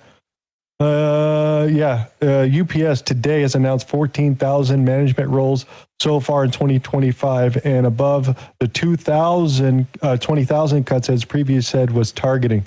So they just basically axed 34,000 people out of UPS because obviously Amazon's not shipping their packages through them. They're doing the US mail thing, so it's all screwed up. So that's going down like that. What else do we got? And Paramount cut 1,000 jobs. They just got bought out, by the way. What else do we want to get into? UFC, insurance. Yeah, insurance premiums are going up next year, January, dude. Like I was looking at some of the numbers that average silver tier that you're paying like $400 to $600. They like start at $2,200 now and going up. So government needs to get open. Congress needs to figure out what they need to do. Blah blah blah. All those things. But that's what they're referencing here. Oh. And the thing I thought was funny is 90% of the Americans never use their insurance and pay the first 20 grand because a lot of these plans are 15, 20,000 out of pocket before they're going to cover anything. That's what it is every year, dude. Every year they want to charge you more and then they want to give you less coverage. Like every single year, it's the same thing. Charge you more, give you less. Tron, is this true? Absolutely. President Trump's social media company, Trump Media and Technology Group, has announced it will launch a prediction betting marketplace on True Social. And again, DJT completing that Back to the Future Part 2. Biff Tannen, remember, Donald oh my God. Yeah, but Donald Trump purchased Bedminster from John Z. DeLorean in 2002, and that is the inventor of the DeLorean time machine. And there it is, guys. Biff Tannen in action on True Social. And this is going to be like a poly market. It's going to be like a Kalshi type of thing where you can bet on everything. And this comes after the NBA deal and that kind of thing. So we'll see where this goes with that. Shout out to Boss. And I'm loving this. Let's do it. Let's gamble on True Social, everyone. Yes. I was specific. I showed you guys the image from the phone that was taken at the meeting that I was on the call of. Yeah. Trump Media, Liberty Mobile, Trump Media, and this is all about that exact same thing, the betting application. So. Oh, that's interesting. We get into that. You got to get into deeper on that. Amazon Web Services went down. So again, internet's had problems. The other thing I wanted to point out that they're freaking out about is the changes at the White House. Did you guys know how bad or how much he actually removed? Yeah, here, watch the video. Kind of a small thing, making it bigger, right? He removed the entire West Wing. It's the entire East Wing. Imagine the East Wing. skeletons and the bodies under there, man. Like, there's all kinds of history. Well, there's a history of some of the Like things that poltergeist. occurred in those rooms. Yeah. So there's your Lewinsky stuff. change right there, because he was supposed to stop right here at the end, but they took out the whole thing. So yeah, Trump's the builder. He gets to play Bob the Builder from the White House office. We'll see how well that goes. We do got some new artist drawings here of what they decided to make it look like. Yes. Did you guys happen to see this one, Dan? Cracker Barrel came out with, like, they actually dropped that themselves. There it is right there. So this is fantastic. After losing how much money, they're going along with it. They're actually spending their money. Those cars are huge, though. Those giant cars, nonetheless. Might as well go here. Give them a little bit of funnies. We'll get a minute. Surprised the entire East Wing is being demolished, because you had said initially that the ballroom would just touch or would not. Well, touch certain it. areas What are happened? being, Can you tell us what happened? certain areas are being left. We determined that after really a tremendous amount of study with some of the best architects in the world, we determined that really knocking it down, trying to use a little section. You know, the East Wing was not much. It was not much left from the original. It was over the course of 100 years, it was changed. The columns were removed, and it was a much different building. Then a story was added on in 1948, 1949. There was a story added on, which was not particularly nice. And the building was very, very much changed from what it was originally. It was never thought of as being much. It was a very small building. And rather than allowing that to hurt a very expensive, beautiful building that, frankly, they've been after for years, you have that. I brought these along so people could see, but it's, there's a relative. All right, enough of the funny. You guys get it. I love the baby stuff. It's funny. Okay, Space Shot, you ready to go through some of the hot, quick ones we can do real quick? Here's your first one. You ready to read it? Hot and quick. It was a very small building. Okay, this is Rosie O'Donnell's family. Breaking. Liberal Rosie O'Donnell's daughter has been arrested for child neglect after baby found near meth pipe in Wisconsin. Rosie O'Donnell's eldest daughter has been charged with child neglect after police found her 11-month-old son in a home full of meth pipes, plural, feces, and garbage. Chelsea Bell O'Donnell, 27, was charged with 4 felony counts of maintaining a drug trafficking place, child neglect, possession of meth, and possession of THC, tetrahydrocannabinol. Yeah. She went to jail today. That's And we like a see this face of all the the meth. time. Even Kamala Harris's daughter is like an animal like this, and again, you can't get away from it. Hunter Biden. This is what demonic creatures spawn off, unfortunately. And we gotta pray for the best. This is not good. Okay, so I got another one I have to show you, and this is unbelievable. We're back to cocaine again. Space Shot, can you do a little reading for us? Because I can't believe this happened. Yeah. You ready? I'll try. Tony Saruga, the cell phone data guy. On October 28, 2025, 8-year Delta, Lamar Cook, a 45-year-old Springfield resident and deputy director of Massachusetts Governor Maura Healey's Western Massachusetts Regional Office, was arrested on charges of cocaine trafficking, unlawful possession of a firearm, and unlawful possession of ammunition. The arrest stemmed from an ongoing investigation by Mass State Police and Hampton District Attorney's Office, which intercepted multiple parcels containing approximately 21 kilograms, that's 2.2 pounds each, times 21 of suspected cocaine, including 8 kilograms delivered to Cook's state office in Springfield. He was terminated. Read that again? Including 8 kilograms, so 2.2 pounds times 8, delivered to his state office in Springfield. And he was terminated from his position immediately upon his arrest. He pleaded not guilty. He's going to be arraigned. Incident has drawn sharp criticism from political opponents, highlighting concerns over vetting and oversight in the Healey administration. Lamar Cook of Springfield joined Governor Maura Healey's administration as a deputy director of Western Massachusetts Regional Office, located at Springfield office. In his role, he served as the primary liaison between state government and the 4 western counties: Berkshire, Franklin, Hampton, Hampshire. According Down to at the bottom. all right, the investigation took several weeks before his arrest, triggered by tips about suspicious deliveries to state-affiliated locations. Key elements include prior seizures at Hotel UMass. On October 10th, 2025, investigators intercepted and searched 2 suspicious packages at Hotel UMass in Amherst, where Cook had previously worked. Parcels contained approximately 13 kilograms, so more than 26 pounds, of suspected cocaine. Surveillance footage allegedly showed Cook receiving smaller packages on 2 occasions at the hotel. Evidence from the seizures, including packages, substance analysis, later That's linked good to enough. subsequent deliveries. Lots of coke. Another 21 kilograms, 500 on cash. So that was one thing. And fudge? Then I ran by this. You want to read that for everybody? Sure. Eric Daughtry. Investigators have raided the home and office of Democrat Oklahoma State Rep A.J. Pittman over her reported criminal use of campaign funds. Another corrupt Democrat has been caught. Chink. Next. Another one? Maryland State Senator Dela Attar arrested on federal charges. Been arrested and indicted on federal extortion and conspiracy charges, according to court documents obtained by Fox 45 News. 41st Baltimore's 41st district took office in January after being appointed to fill a vacant seat, now facing serious allegations tied to alleged extortion scheme involving abuse of her political position and coordination with others for money or favors. Okay, next. Yeah, and she was trying to blackmail sex, something like that. I don't know. There was a whole bunch of crazy shit going on with that particular story. Then what else do we got here? Anything else we want to throw in here at the very end? For California, we could save that. That's for Mr. Rdoc. What was that with the arrows and the G? That's G and all them. Oh, they're going to ask questions about the East Wing, blah, blah, blah. I just want to make sure I don't miss anything over here. There's some big issues going with the Zoran Mondami's campaign. They're doing canvassing and not telling the voters that he's like a socialist crazy person. They're just kind of keeping him moderate right there in the middle and not really informing.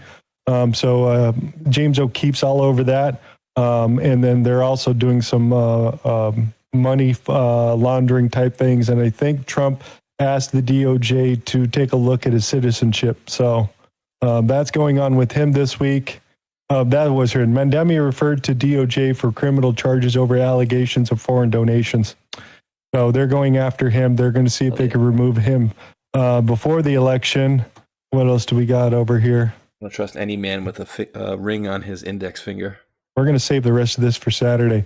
Oh, wait, Hulk. Oh. I do have something if you want to click on it really quick. It actually has to do with something that we did earlier. Where? I just thought it really quick. I'm going to drop it at the bottom. Our buddy Joe Rambo just dropped this. I'm like, wait, how the fuck? We talked about this earlier. How did we miss this? I don't know how we missed this. I was just like... Tron, I need a decode on everything that's in here. Let's go. Yeah, dude, this is legit. Like, Chuck Grassley comes out with a blizzard, Arctic frost, the corn is finally cut. We have no one arrested yet. John Bolton and Jim Comey have their feet up drinking beers right now. But nonetheless, we have 3 years to get it done. There is Chuck Grassley, guys, 90 whatever years old. There is term limits. We love him. And, yeah, and right next to the fire extinguisher, guys. In case of fire, break glass. Yeah. Right? And that's crazy, dude. And, Bless and Grassley. And the DQ thing, dude, was pretty crazy, dude, because we talked about that earlier, and I don't remember during the show if it was Matrix Codebreaker. Yeah, DC, I was watching. I was lurking. Yeah, I didn't know if it was Codebreaker or DC Lidstone, but there's a post that was right around the time when he was in.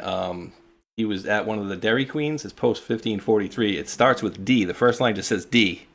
Morning sun brings heat, full moon coming, undiscovered stars learn, mission forward, ends with a Q. So D at the top, which I don't know what we could attribute that to, and then a Q at the bottom. Oh my God, that's just so funny, dude. Big hat tip that for is too funny. Joe Rambo for sending that over with the Grassley. That was just crazy. That was just bananas. And it had the freaking Dairy Queen thing in there too. It's like, you gotta love it. Oh my God. We do a little bit of Tron. Rdoc, you might want to go take a pee right now. We might do a little commercial. You want to do the crypto or what? That's why. Yeah. CRO. Yes, CRO. sir. Let me. Is that what you want to do? Give it a refresh here, and then yes, sir. Okay, clicking. Hit the commercial. Didn't click it yet. There we go. Break for 30 seconds. All right, ladies and gentlemen, let's be clear. Cryptocurrency is no longer emerging, it's here. And this latest move cements that reality in the biggest way yet. Trump Media Group just inked a massive $6.4 billion deal with Crypto.com, the world's top crypto platform. They're teaming up to scoop up $6.4 billion in CRO, the powerhouse token that fuels fast, low-fee DeFi, staking rewards, and real-world perks like cashback on your spends to launch America's first CRO treasury. When it's done, this new company will be the biggest CRO holder out there. Want in on the action? Head over to Crypto.com today and grab some CRO. Let's make crypto great again. Booms.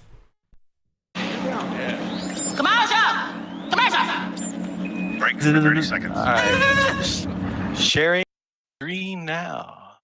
You always got to give us just a few more seconds longer for the next. We got to click a button. No, that's all right. I just started sharing the screen. Oh, big stretch because I'm really tired. All right. So I need to stop streaming. All right. Before I unveil my screen, should we be looking at a thing with a phone and notes? Okay. Desk. Somebody's desk. Okay. Okay. Is there watching here? We need Tron. We need to decode on the clock there. Put a clock. And then I need a decode on every other number that's odd. And you can zoom in. 1051, 10 plus 5 is 17. You got to open the picture in a different page, and then you can. Oh, okay. Okay. That's all right. I'm not going to bother with it. Somebody can snap it and whatever. This is, since we were talking about Trump Media in here. Trump what? This is what does that say? Trump what on that little brochure? Trump Mobile, Liberty Mobile, stuff like that. And others, these are some financing numbers and so on and so forth. Yeah, that's probably good enough for now. But what's you can look at the org chart. Make Europe great again? Actually, I'm not sure if this is that one or it's something else related. But anyway, somebody thought it was clever. So this is a picture from the office or something? This is a picture. This is a picture from a meeting with multimillionaires and billionaires and people that were putting together the financing behind the scenes, based and it's not the financing for the deal to make the application of the business. It's the deals behind the scenes based on the insider knowledge of what is going to be done. So these are people that are part of the organization, part of the millionaire, billionaire class that is supporting and financing somebody and working with his kids to put together insider deals to make a lot of money off of certain moves in the marketplace. And I'll leave it at that. And Mr. Nicholas. Wait. I got one thing to say.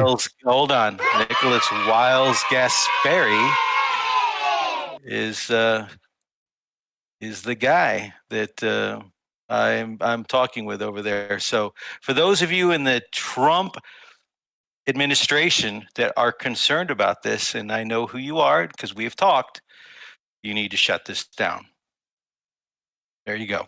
All right. Go ahead. Ask your question. I don't think I had a question. No, I thought you were just going to say something. You were trying to hold on. I thought so too. Okay. What do we got? We got people running. Right. Where are they going? No, that's for later. That's for later. We're going to start with a funny. Yay, funnies. We got funnies because this is kind of key to what's going on right now. This is called the pizza thing. Actually, I think I have to redo it, which means I probably have to redo that. And of course, the sound is off.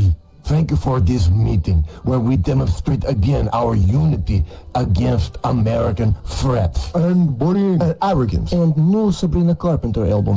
Vladimir, why are you always stirring up shit? Okay, good. Now let's order a pizza. Yay! Okay, who wants what on this pizza? Pepperoni. Spicy, I like it. No. What do you mean no? I am vegetarian. this shit again. Okay, no problem. Let's just do half and half. I want little more than half, but it's a pizza, not Ukraine, Vladimir. Now remember what unites us. Opposition to American bullying. And the threats. And arrogance. You know, I wasn't mad at cover of Carpenter album, but... Okay, how about a little bit of oil on the pizza? Love it when people order more oil. Very typical. The usual suspects always want people to order more oil. But they never ask who will pay the price. Okay, one last thing. We can split this bill 4 ways, right? Sounds good to me. Whoa, подождите. You two are going to eat way more than me and this guy. Why should we all pay same? Sorry, but this is not exactly a democracy here. Thanks God for that. Look, you can all just pay me back later. Now, I'm gonna call the server over and make this order. Why do you get to make this order? Well, who else is gonna do it? You? What? You want a piece of me? You want it? Sure, how about a slice of the Himalayas? How can she? Stop, please. Himalayas. Remember, well, you always come around into... What? I thought that was hilarious. All right, we got another one here coming up. This is more Modi, I think. So let's go ahead and get the volume on and rewind this thing. And do this, and do this, and do that. Oh, damn. Seriously? What happened? It just An disappeared. election, boy. What kind of banana republic? Sorry, I got to do it again. You have to do it every time. I hate Instagram. Hell, they gave me 27 years just for trying to overturn an election, boy. What kind of banana republic would punish a guy for that? You must force Lula to free me. Put sanctions on him, tariffs, anything, okay? I will handle that little communist. Hello. You listen to me, Lula. The United States is ordering you very strongly to free Jair Bolsonaro. No. Oh, you do with the no, huh? What are you, Vladimir Putin?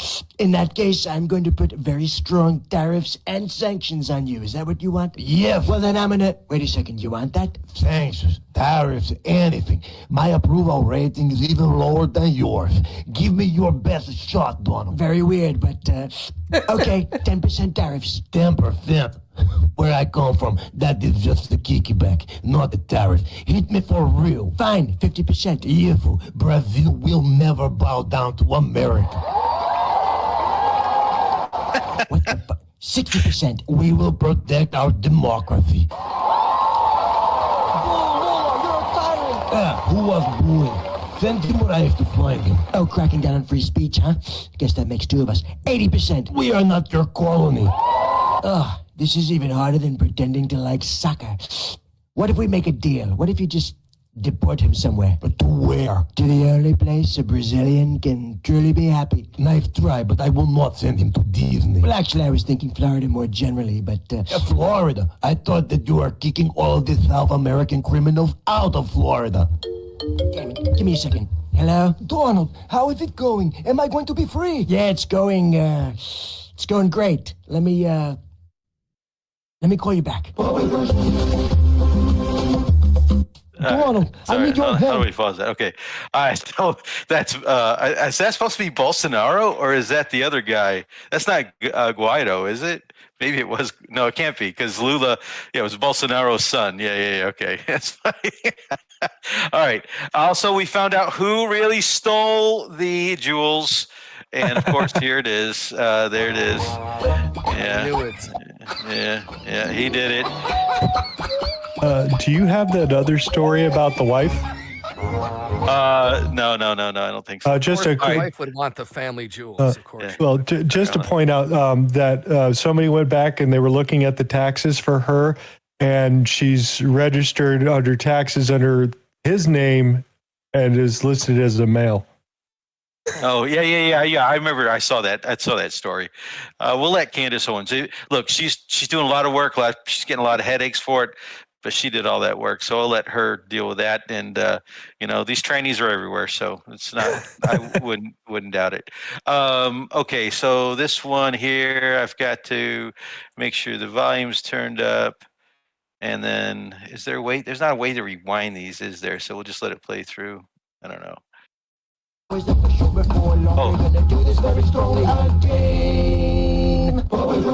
all right, good. We're at the end. Again. We said again instead of again, like we were like Cary Grant and Katharine Hepburn. Again. Yeah. We're gonna sanction your oil now. Sir, please give give us tomahawks. Maybe we'll be giving him tomahawks. Hello? Do not give him tomahawks. We will not be giving you tomahawks. How about a ceasefire and summit talks? No to any ceasefire summit talks. There will not be any summit talks. Wait, can you explain? My demands that have not changed. Complete control over Ukraine. Yes, it's always been the same. I wish I could allow it, but what I can say for now is that for sure before long we're gonna do this very strongly again. Okay, there's okay. Okay, almost done with the funnies. One more, I think we got. No, maybe two more. Okay, so let's skip this one. This is just talking about the sanctions. It's more baby stuff. Oh, don't skip the babies. We also have. Okay, fine. We'll do the babies. Let's turn the volume up, and then we'll hopefully be done with replaying. I wish there was a way to rewind these. I don't know how to do it. It's the worst. On Russia, it's all about changing the calculus. Making sure that Putin understands that the president's vision this weekend of having a ceasefire, stop where they are, as you literally said, that this has to be step one now. And for him to really accept that vision and to come to the table. And then you have to put pressure, and this is exactly what he did today. Along with Europe, I mean, Europe, look, they've actually become friends of mine. I think all of them. Yeah. We have a very close relationship, and they want to see it end too. They really want to see it end. But I can say they're totally committed. If this went on for 10 more years, Europe is behind them. They just can't let that happen. You can't let what's been going on. Now, it should have never happened. It would have never happened if I were president. But it did happen. I inherited. This was Biden, a man who was, without question, you take a look at the new walkway, the presidential walk of fame, we call it. Biden is the worst president we've ever had, if he was even a president. The people that surrounded that desk made those decisions. But this should have never happened. It wouldn't have happened. But it did happen. I inherited it. We're going to get it ended, hopefully soon. Okay. All right. So that was babies. Oh, sorry. Oh, I got to turn it off. There we go. Matter of fact, we'll just close these out completely and get rid of them so I can grab some space. Okay. For anybody that's interested to know, we had some more situation going on between Israel and Gaza this week, even though that there was a ceasefire in place. And this is a total example of how things go in the Middle East right now.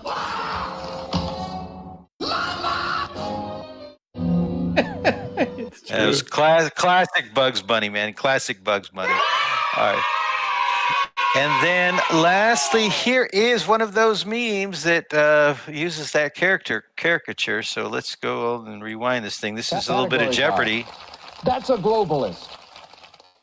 Next up, 9/11, followed by famous fentanyl overdose deaths. Then we've got It's a Man Baby. Finally, we've got What a Fag. Notice F-A-G is in quotations there. Don, we'll start with you. Let's try fag for $400, Alex. Harry Sisson, an online content creator. What is a massive fucking faggot? That's it. Don, you've got the board. Let's go fag for $600, Alex. California Governor Gavin Newsom. What is a total fag? Oh, so close, but not quite there. Yes. Alex? What is a raging faggot? Raging indeed. Alex, go ahead and choose the next category. Let's do famous fentanyl overdose deaths for 1,000. Hey, that's not a real $20 bill. This random criminal became the face of a George Soros color revolution in 2020. Who is St. Floyd? I'm checking with the judges, and yes, St. Floyd or George Floyd both work here. Alex, next category, please. Let's go with It's a Man Baby for 1,000. Daily double. Alex, what would you like to wager on this one? So let's make it a true daily double, Alex. This former First Lady is built like a linebacker, and many have suggested she is actually a he. Oh boy, who is Big Mike? Big Mike or Michelle Obama. Absolute pythons for arms, and maybe one in her pants as well. Alex, you've got control. Go ahead. Categories That's unreal. That's high entertainment. That's awesome. I thought you guys would like that. And then, of course, Vance is doing nothing. Yeah, he doesn't do anything. He has like diabetes. He's waiting to die. Oh my bad. God. It's just so stupid. Okay, let's I get might, serious. I might Go ahead. have the version 2. Oh, you want to play it real quick? Let me just double check if I have it right here. I think that was the same one you played the other day, though. No, yeah, that's the one I played the other day, but I did find version 2 somewhere. I don't have it handy right now, but I'll get to it. I'll let you know. Okay. All right.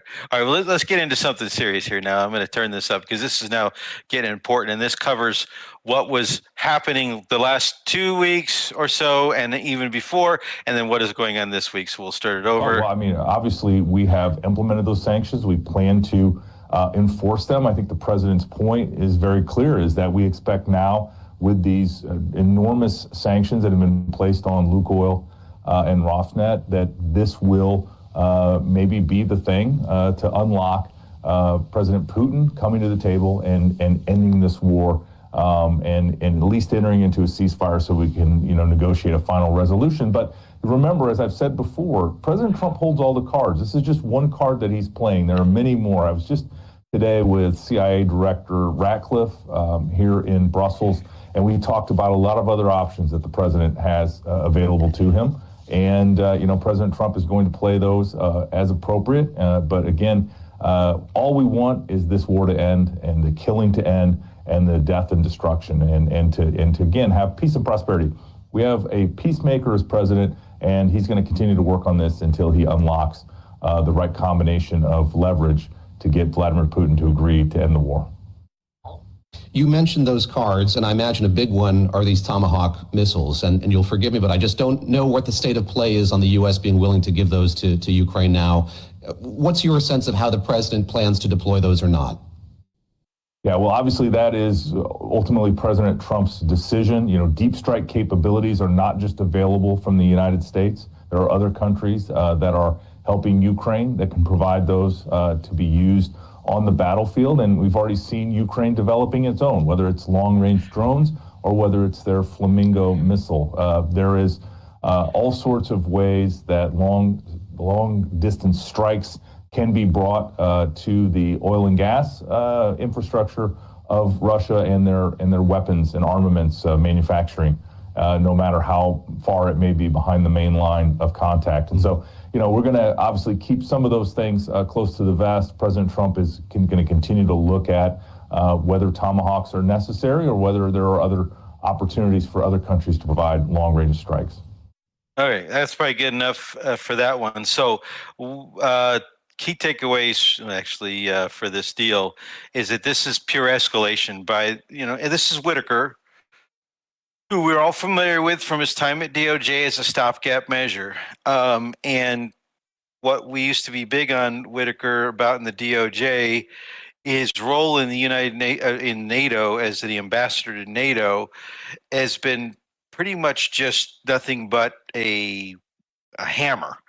Pounding on Russia, constantly pounding Russia, the classic neoconservative vocal point, okay?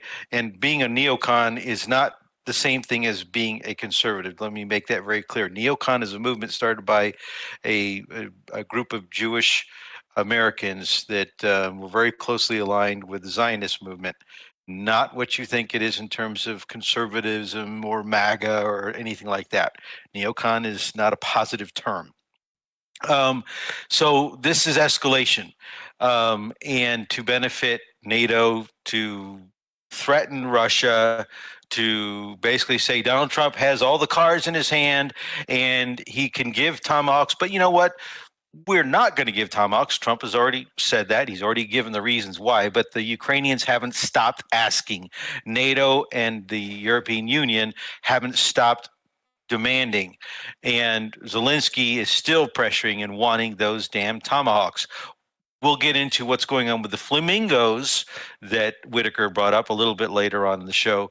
And then at the same time, we have had long-range storm shadows and the other one, brain fart. Oh, we'll get into the whole Taurus little game again and what's happening with the storm shadows, and those were launched into the Russian Federation old territory, or whatever you want to call it. And then also the reference to the CIA and Ratcliffe and other tricks up our sleeve. This goes back to Victoria Nuland's asymmetrical warfare. And there are some evidence of some asymmetrical warfare operations going on out there, and our CIA now taking a much more active role in Ukraine in terms of intelligence sharing and gathering than they already were over the last 80 years. But I want everybody to remember the cards are all in Trump's hand, and it's all about leverage to force Putin to the negotiation table to accept capitulation. The winner, the team that's winning, and they're going to try to make you believe, no, they're not winning, is to try to somehow make you believe it's okay to keep giving them money, giving them weapons, so that we can eventually, guys, look, yeah, we know every year we keep telling you the same thing we're going to do, and eventually it's going to work, and eventually Russia's going to come to the table. It's all just more, what they call it, sunk cost fallacy. It's all crap because they got to keep the money laundering going. We'll talk about that and give you some examples here in a little bit. In the start menu as well today, related to stories we've covered in the past related to Romania and the big, huge military base there in Romania. This is supposed to be the new NATO front line against Russia that is being moved now from Germany, the big base there in Germany, and is now going to be in Romania. Well, the Trump administration has actually rotating out an army unit. So they're reducing it, and a lot of people are upset in what's going on over there. The units rotating through Bulgaria, Hungary, Slovakia. It's only was there occasionally. This is some of the explanation for this stuff. But overall, there is a force reduction going on in Europe, and the Europeans are not happy about it. They're very scared about it. Across the pond in the UK, initially the reports were that Prince Andrew was going to retain his title, but he was going to lose his royal responsibilities, and he was still going to get some sort of a stipend. Now King Charles III has stripped his brother Andrew and evicted him from his royal residence based on the pressure that he received related to the Jeffrey Epstein files. So that does work, and here's the official communication. Hulkinator shared this with me earlier today, and I'm like, that something changed? And yeah, sure enough, it changed. And so, yeah, Mr. Andrew Mountbatten Windsor has lost his royal lodgings, and he, whatever. I'm sure he's going to be taken care of. The only thing I want to say about that is obviously our administration doesn't want to release anything about Epstein because it's all been made up. But they're going to kick this dude out of the house and off of the family list. I'm just saying. It's just because of political pressure. There's nothing behind the political pressure. There's no list. There's no list, Hulk. There's no list. Kash Patel said there's no list. How many times? So they're doing this out of the goodness of their heart because it's politically bad, for the crown, etc. This little story came out. I don't think I'm going to play it. Oh, no, it's 2 minutes long. But evidently the Senate overturned Trump's emergency national emergency justification for the global tariffs. I'm not sure where this stands. Maybe somebody in chat knows. I didn't dig into this very much. That did go through. Congress would have to vote on it. So they pretty much guarantees that Mike Johnson's not going to let it happen. Yeah. So Johnson's going to stop it and keep the Trump administration with the tariffs going for his global leverage on negotiations. Although he's pretty much already worked through most of those tariff negotiations. Also internationally on the start menu here, if you weren't aware, I think we covered it last week, but watch this video here. Boom. Yeah, do you know what that was? You can't park there. You can't park there, sir. Well, they got it marked out. See, look, the buoys and everything, they got the buoys all marked out. No, that was an F-18 plunging right into the water there. And just this is just moments later, or 30 minutes after. 30 minutes later. After the chopper went down, not very far away. Yeah, the MH-60R went down. So they did have to come out. Both units were from the same aircraft carrier, but the incidences happened 30 minutes apart. And what I'm hearing, and maybe you know some more, but the cause of this is some sort of an China. electrical malfunction. China. Yeah. Yeah. That's my guess. So is it jamming? Is it aliens? Is it just some sort of freak of nature, electrical malfunction? I don't know. But yeah. All right. So Mississippi, the poorest state in the United States, has a higher GDP per capita than France or Italy. Now, this is based on 2023. Wait, data access 2024, but it was based on economic analysis census data from 2023. So this is related to 2023. I know that Germany fell even further, and Russia rose. But anyway, this was kind of interesting here to know.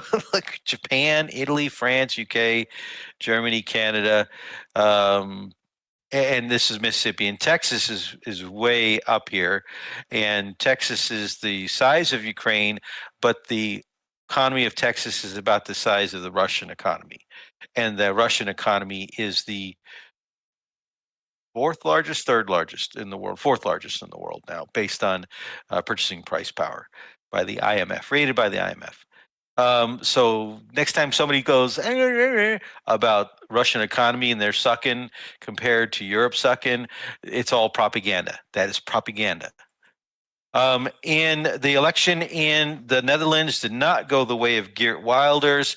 Instead, this guy won, and I forget his name. He's from the D66 party. He and after this whole story winds through talking about how they ended up with the same number of seats. This guy would be the youngest guy ever. Geert Wilders saying he won't participate in any coalition government. That's fine. They don't want him anyway. He is pretty racist. He really is. But he had the far right party, which they tried to align to a lot of MAGA's movements, and that in Europe is considered far right, almost Nazi right. So Geert Wilders' coalition is done. Now we'll explain why. But the thing I want to get to is that at the very end of this, after this woman reports on things and so on and so forth, then this woman here, I think this is where she says it. Let's listen in. I'm very excited that we're going to have the first homosexual prime minister of the Netherlands, and also one that is combined. Did you hear that? Prime minister of the Netherlands. That we're going to have the first homosexual prime minister of the Netherlands. So the European Union messing around with elections in the Netherlands got in the first homosexual president of the Netherlands openly, I should say. So that's really the issue here. Go ahead. Is she being tongue in cheek, or is she like genuinely happy? No, it's real. It's real. Oh, no, she's God. happy. She's celebrating. So the center left party leads far right. That was going into the final announcement. This election just happened yesterday or today, actually. Yesterday, and so they each got 25 or 26 seats. I think they each got 26 seats. So Geert Wilders' party, the VVD, and D66 each got 26 seats, and so they're even, but they're the highest. The other group dropped, but this other guy here believes he will put a coalition together with the party of Mark Rutte, all those guys. They'll put together a coalition and end up with a majority coalition government that doesn't include Geert Wilders' party. And so this is maybe a blow to the anti-war folks and the pro-immigration reform folks that are in the Netherlands. Although this guy, the centrist guy, says that he will support immigration. He'll try to reach in. That's all a lie. That's all an EU lie. He's one of the WEF guys. But yeah, so why did this happen? What was the snap election for? Because I didn't pick up on it. I totally missed that it was happening. So basically, Geert Wilders withdrew his party's support and participation in the coalition government because of asylum and immigration issues. He couldn't get his way, and so he decided to break the government apart. And so that, I think that started a year ago, and now the elections have happened, and his party has now basically lost power again, or they haven't lost power in the parliament, but they've probably not going to be. Maybe they'll have some members on the coalition government, but it certainly won't be as drastic in immigration reform as they were trying to get. Okay, now it's time for the Russian-Ukraine war, and so we do have another funny. Let me start this over. Actually, is there a way to do that? Okay.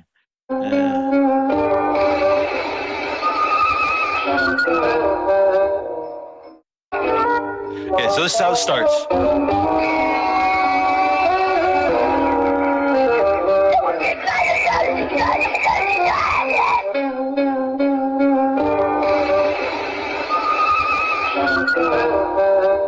There we go. So basically, Russia is beating up on poor little Ukraine. The EU comes to Ukraine's defense, and the EU gets its butt, shaved, basically. All right. So what is happening? A little reminder here. So this is earlier, back in the beginning of August, or back in August. When was this? What's the date? Where's the date? Are you serious? There's no date on this video. I know this was back in August because it was basically when the European Union. The comments are from 2 months ago. Yeah, okay. So it's in August when the European Union guys came over and visited Trump after he had the meeting in Alaska. Okay, and so the question here is related to the ceasefire. So let's listen in. Let's turn this up because I want to remind everybody what was said back then after that Alaska meeting.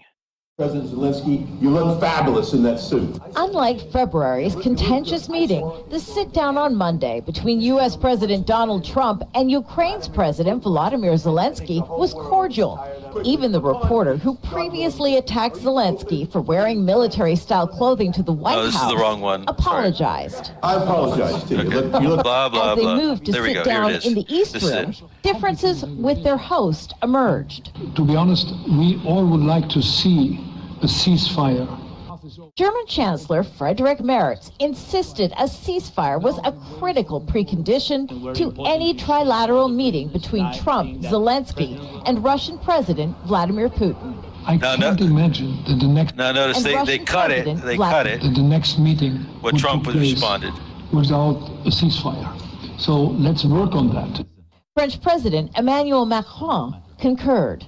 In order to organize such a trilateral meeting, your idea to ask for a truce or a ceasefire, at least to stop the killings.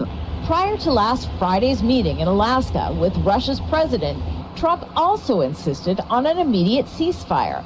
That position shifted after meeting with Putin. In the 6 wars that I've settled, I haven't had a ceasefire. We just got into negotiations. The White House is also pushing. So they cut him right there. Okay. The reason I wanted to show you this video is to remind you what we reported on back then, if you go watch those shows. And we covered this issue specifically. So what did happen during that meeting in Alaska? Well, news has now come out and details have come out that what happened during that meeting in Alaska was that Witkoff goes to Russia at Trump's request and presents a plan to Putin. The plan is freeze the contact lines in Zaporozhye and Kherson. Ukraine leaves the rest of the Donbass, which is Donetsk Oblast, because they're out of the Luhansk Oblast, and Russia gets that territory. And then they move towards a ceasefire. And that was the basic framework. And when Putin heard this from Witkoff's lips, he asks, are you serious? This is what's being proposed by your president? This is what Donald is proposing? And Witkoff said yes. He was there to deliver this message. And Putin says, well, if this is the case, then this is a basis that we can agree on to move forward with negotiations.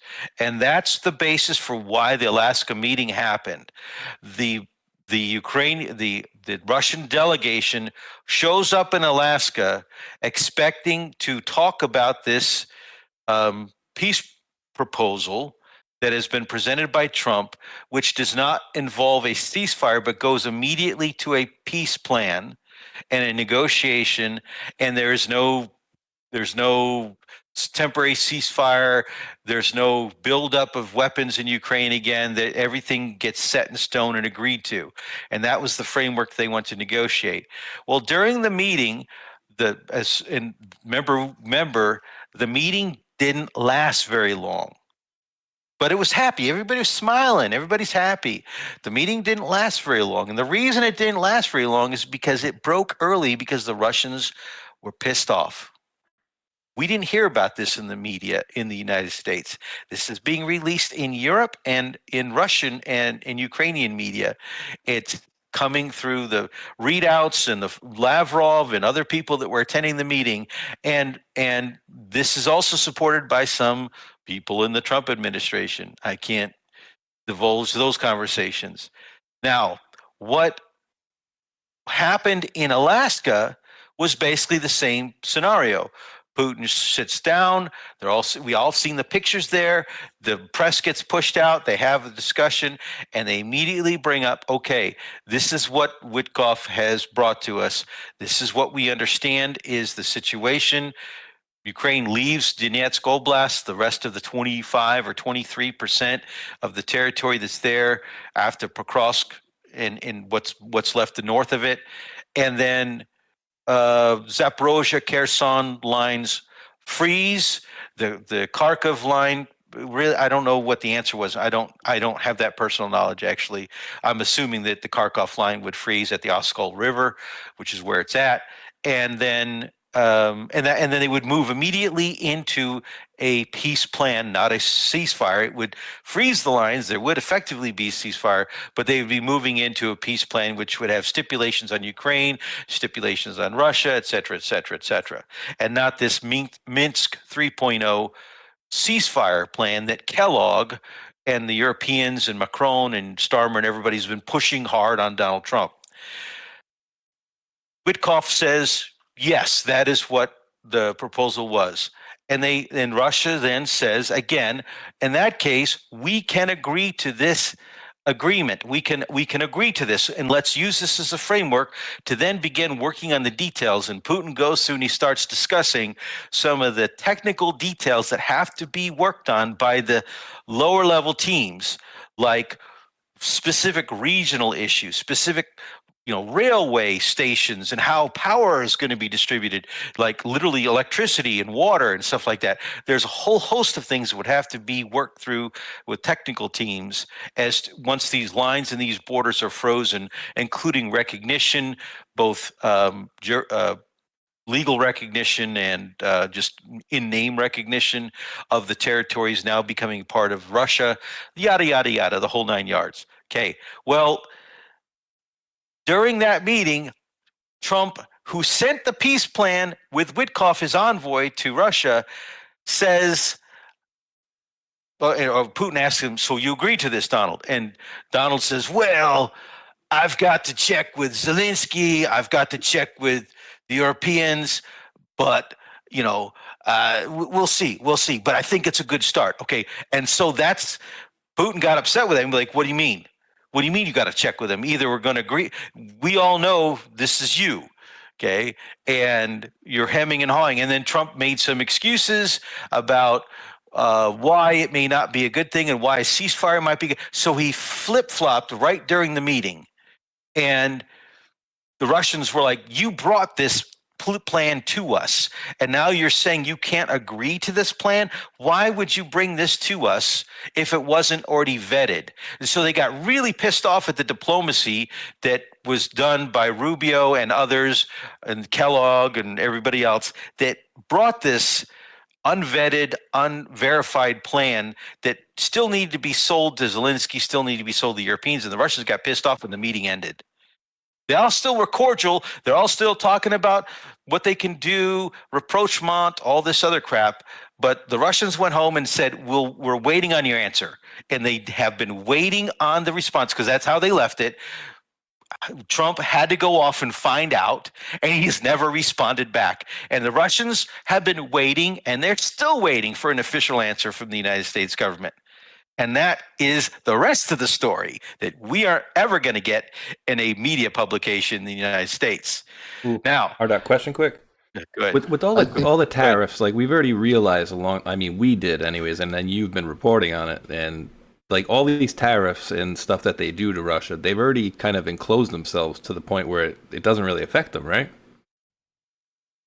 Yes, we'll talk about the economy in just a second if I can get to it, but they've pretty much tariff-proofed their economy. They've shifted a lot of even these sanctions, these oil sanctions, they've shifted a lot of their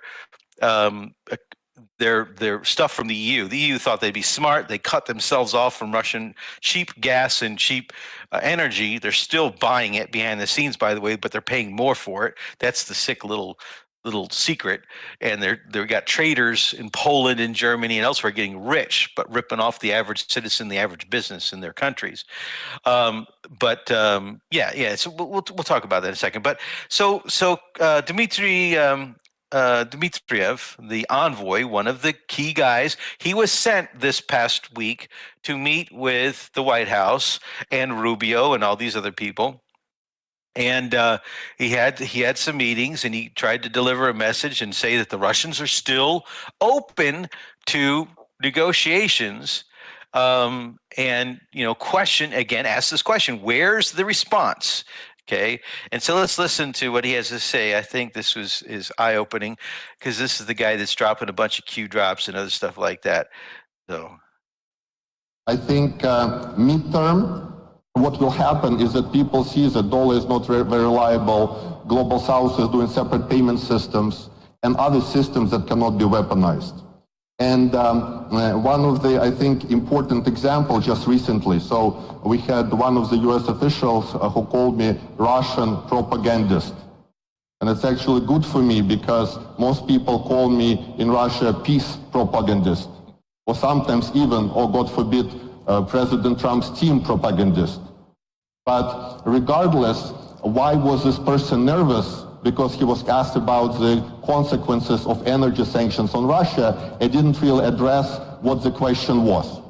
So I said, sanctions on Russian oil will reduce oil supply to the world, will increase energy prices in the world because Russia cannot be really substituted fully, and that will lead to higher gas prices in US gas stations. By the way, okay, do you guys remember in November, December 2021, January 2022, when we were all talking about the sanctions that Biden and the Europeans were threatening to put on Europe, and they're all going to cut Russia business and sanction Russian business. Anybody doing business in Russia, they're going to cut them off, okay? And that was going to just bring Putin to his knees, okay? And I said to everybody, the famous metaphor, it's like a diver with a scuba tank. The diver's on his dive. He plans to be on this dive for 1 hour. He's got enough air in that tank to support his dive, plus a little bit of emergency reserve maybe to make sure he doesn't have any problems. And you just cut the diver's tank by 1/6. 1/6. So now the diver doesn't have enough air to complete the journey of his forecast, and that journey underwater, whatever he's going to do in that 1 hour, is global business. You cut the global business supply by 1/6. The demand is gone, and so these people that are having their forecasts for businesses have just had their revenue forecast cut by 1/6 if they were doing business globally or with Russia. And so that translates and shifts down and trickles all the way down as a negative effect of not as much capital spending, not as much inventory purchases, not as much hiring or payroll. And that's the way it works in the economy. And so what Dmitriev is saying, you're trying to force the world to do with 1/6, or actually it's a lot more than 1/6, less oil output and supply. So basic economics, people, you cut supply and you keep demand the same, prices increase along the vertices of those two lines on your XY axis. Okay, basic economics if you took it. If you didn't, I'm sorry, go take an economics course. Okay, so what he's trying to tell you is that, yeah, India and Russia still have India and China still have their oil demand. And it doesn't matter whether they buy it from the US, whether they buy it from Europe. You have the same demand competing for less supply, because you've restricted the world from this big supply over here. Prices will go up, and they don't wait on the actual physical deliveries of that oil in the ground.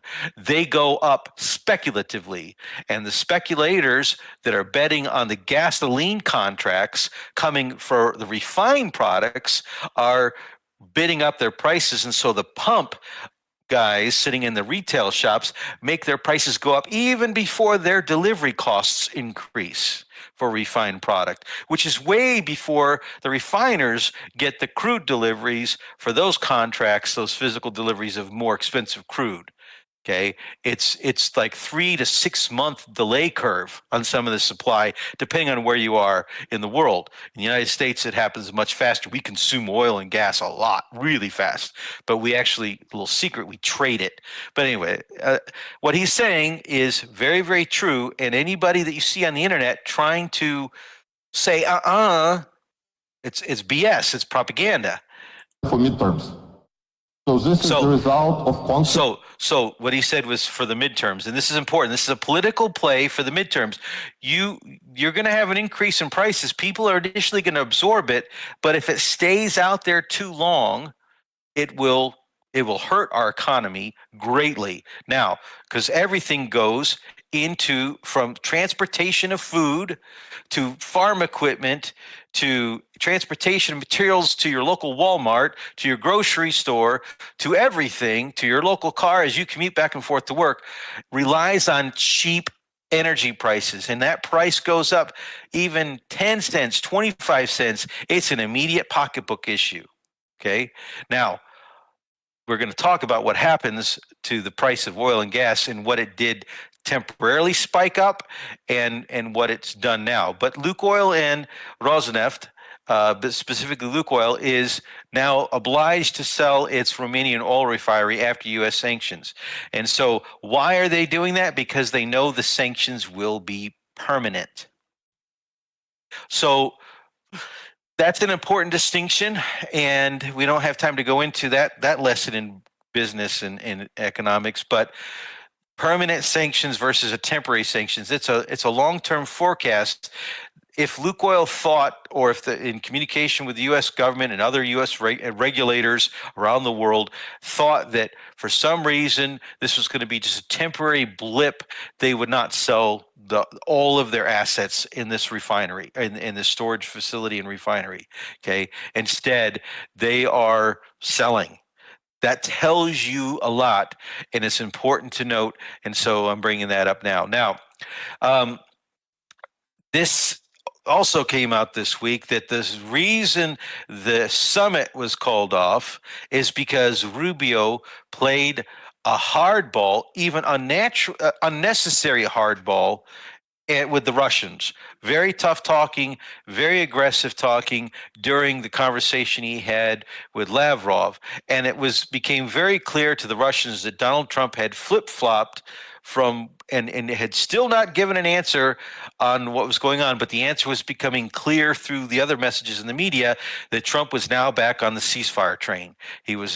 He got off the ceasefire train and got on to going straight to peace, and now he's back on the ceasefire train again. And so Rubio is now believed by a lot of analysts to be on this, working with Kellogg, working with Zelensky, working with European. He's a rhino. He's not a goodie for Trump, etc. So he's one of those guys that got in again, which we always had our doubts about Rubio here since the very beginning. Now, so this is just Lavrov talking about it here. I don't know, maybe, how long is this? When asked again about the possibility of holding a summit in Budapest, Donald Trump replied that he needed guarantees for the deal to take place. How often the position of the U.S. president has changed lately? Is there any understanding of which deal Trump is talking about? And how different is it from the deal you talked about in Alaska? Well, we also need guarantees that the meeting of the presidents will bring concrete results. We are ready for this result. Moreover, in Anchorage, During the meeting of Presidents Putin and Trump in Alaska, we supported the proposals. That's Stephen Witkoff, the special representative of the President of the United States, brought to Moscow a week before this summit. In Alaska, through President Putin, we double-checked with Mr. Witkoff, who was present there, whether we understood his proposal correctly. He confirmed in the presence of his president that our understanding is correct. Then we told them that we were ready to move towards finalizing the final agreements on this basis. And by and large, we are still waiting for confirmation from the United States of the proposals that they have submitted to us, and which we have taken as a basis. That's probably good enough. He goes on a little bit more. Basically, the U.S. brought the proposals. We confirmed the proposal. And then when we asked to move forward to the proposal, the U.S. hasn't given us an answer as to yes or no. So anyway, I think they got their answer.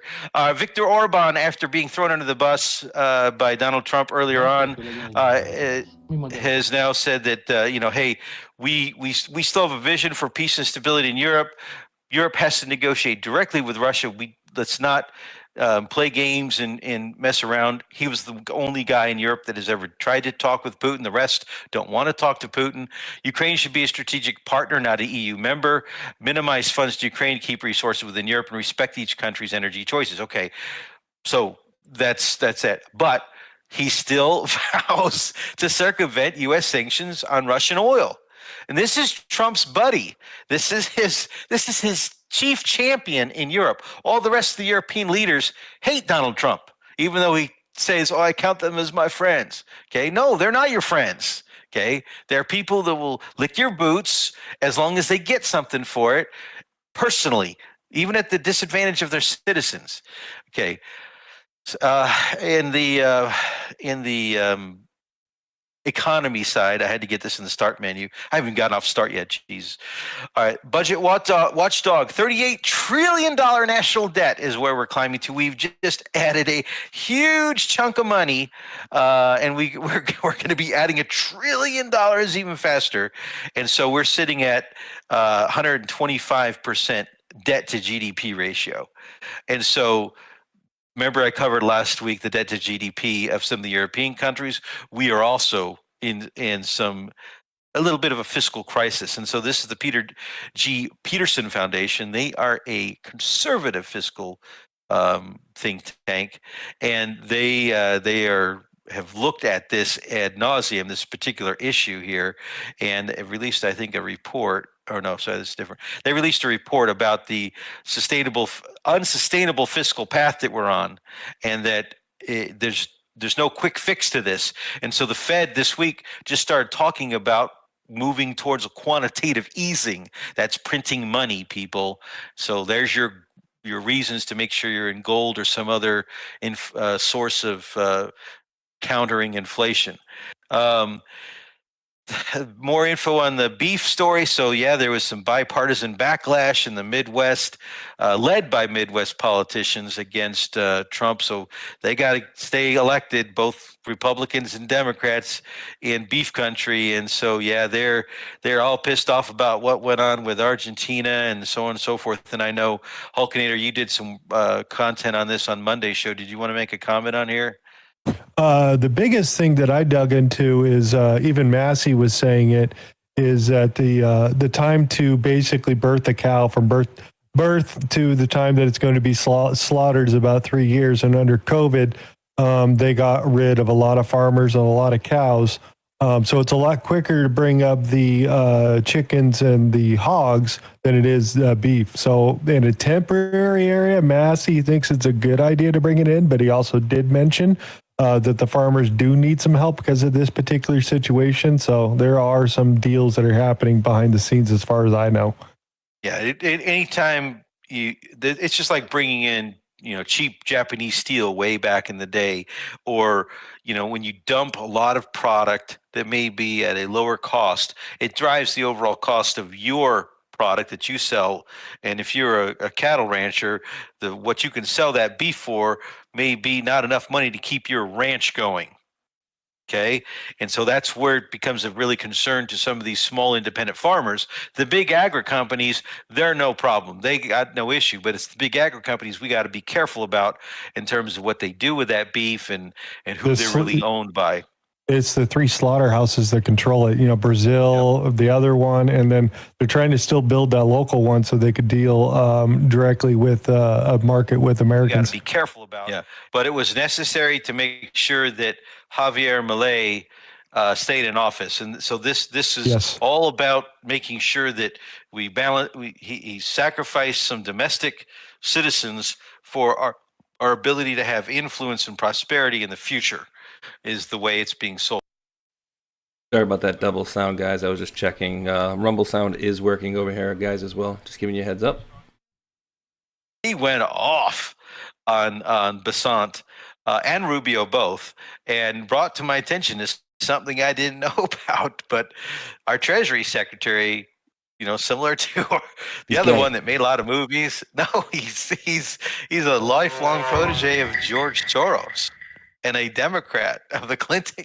I mean, this is the guy who's running Treasury and forcing Donald Trump, whispering in his ear, we got to do this on trade. We got to do this. We got to do that.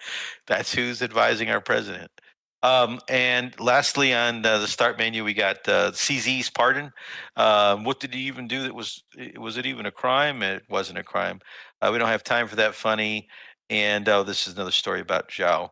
Over there. Okay, so getting into the stuff running through really fast here.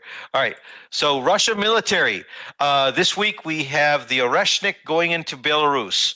So the Belarusian president announced that yes, Oreshniks are officially on the territory of Belarus, and that was a big announcement. And this is all after the escalatory talk from the U.S., so the Russians are responding. And then also this week, big news, Russia tested a new nuclear-powered Burevestnik cruise missile. Now, what's special about this cruise missile is that it is nuclear. It has a nuclear engine. This thing this isn't Poseidon. That's another one with a nuclear engine we'll get to here. Did they test that this week, too? Right. Yeah, we got that story here too. But this one is a missile that flies, and it can stay in the air for months at a time. They tested it for 15 hours right there. 15 hours on there. And it traveled 14,000 kilometers, 8,700 miles over its test site. And what's particular about this missile? The solar powered is it's going to be flying in space. Nuclear powered. No, it doesn't fly in space. It doesn't fly that high. That's the thing. Wow. It only flies at a notional altitude of 50 to 100 meters off the ground. So it's below radar. It's below this sucker. You can launch this thing 2 weeks before you might get into a conflict, and it's flying around out there. You can't pick it up. And then the U.S., somebody launches a first strike or a false flag. Well, everybody destroys each other's centers. Well, this missile is still out there, able to drop multiple nuclear warheads on targets just to make sure that your ass is in the Stone Age. Where's my flying car? That's exactly. So, and this is some new technology they released. Now, this is old missile technology combined with new engine technology and how it's able to evade U.S. defenses. But U.S. officials are saying the hypersonics are more dangerous. Well, yeah, that hypersonic's your first strike weapon. Hypersonic's going to get there into certain targets in Europe in less than 4 to 8 minutes, depending on where you're at in Europe. They can carry multiple payloads and destroy the entire country of France by nuclear fire if they wanted to. All right. Then the other weapon that they announced just the other day was the Poseidon. Now, we reported on their nuclear torpedo a long time before. The sucker can be launched and can sit there running around the ocean until it receives a command to go ahead and do something. Okay. And it's another one of these things. Now, this is a doomsday weapon. This is a first strike doomsday weapon in some cases that can create a radioactive tsunami, 200-meter high weapon. I hope Waves. to hit LA. I'm going to go surfing on it, dude. It's going to be awesome. Go in the dark and shit. It's going to be great. Yeah.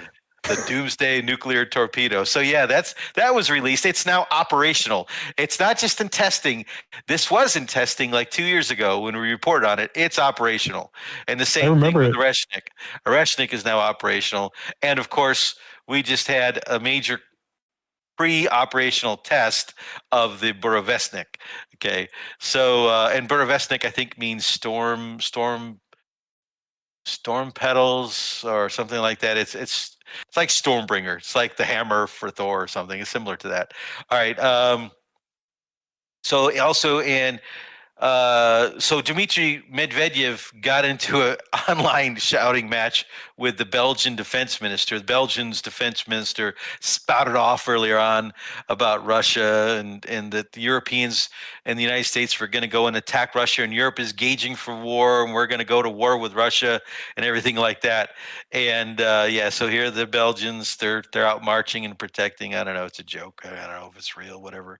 But Medvedev basically says, congratulations to all of Russia's friends for the successful test of Poseidon nuclear-powered underwater drone. Unlike the Burevestnik, the Poseidon can be considered a true doomsday weapon. So in other words, screw you, Belgian defense minister. You are nothing to us. Also, and this is just a side story, some Polish MiG-29s were intercepted over the Baltic Sea without a flight plan and a transponder signal. I originally heard this story that it was an IL-76. Yeah, and I thought it was an IL-76. They're saying it's sorry, no, Russian MiG-29s. So they're still Polish MiG-29s. Oops, there I did it again. It's a European Union flying a MiG-29 aircraft. A NATO country flying a MiG-29. I thought they gave all of these to Ukraine. Now they didn't. They're still flying them. They're still waiting on their F-35s or whatever they're going to get. They intercepted an IL-20 flying without a flight plan, without a transponder signal. And it was in international airspace. Wait a second, why? And so they escorted it for a little bit. They were just watching it. They were nervous. They didn't really intercept it. They didn't try to alter its flight plan. They just went out there to check what it was doing, which, it can be seen as provocative. Japan. Trump visited Japan. We're going to build ships in the USA again. Well, what happened to naval shipyards? We've been building ships there for a long time. Well, evidently Japan is promising to sign a memorandum of cooperation for future $550 billion investment pledge, which we'll probably see this money coming into shipbuilding and investment in 5-10 years, something like that, maybe. But it's a positive thing. So companies can start getting ready. They can start looking at the contracts. They can start hiring people. So it is a positive thing. I understood that they were going to also help update and currently our system now, the way we're building our ships. Yeah. The naval shipyards are a long time deal, and maybe they won't even build it there in Annapolis area. Maybe they're going to move it over to West Coast or down in Florida or something. Who knows? I don't know. I heard Chicago area over there. They're going to do work over there with the new group. Maybe. I guess they could, go through the canals. But anyway, all right. And then the other thing so after Trump left, and after this new prime minister, literally 1 week in office, said, "Oh yes, I love you, Donald Trump. We give you Nobel Peace Prize. We're going to write letter recommend you for Nobel Peace." Okay, fine, great. But as expected, they immediately agreed to what Trump was requesting for the sanctions. For the tariffs to be lifted. They immediately complied, with the exception of this, which is that she refused to honor Donald Trump's request or demand to stop buying LNG from Russia. She said, "No, sorry, we can't do that. You're far, far away, and transportation costs for your energy very expensive. We need to buy local. I mean, that's just what's going on. They're buy from Walmart USA or buy local is what's going on in Japan. So yeah, they did refuse the demand and said it would seriously threaten the country's energy stability and supply chain. Yeah, you know, going closer to the source, a little bit more secure than relying on something that has to be trucked around the world on a ship. So she had that discussion, and blah blah blah. Russian LNG accounts for 9% of the country's total gas imports. It's not huge. Plus, they're also working with the Sakhalin 2, et cetera, et cetera. And then there's this. Right after Trump leaves, they sign the peace treaty, which ended the dispute over the Kuril archipelago. Okay, so Japan is working both sides of the fence again, which is fine. They do have a long-standing relationship with Russia, and we did bomb them into the Stone Age in certain other cities with a nuclear weapon. But there you go. All right, so that's Japan. Moving on to the big story of Trump-Xi Jinping meeting. So here's the first.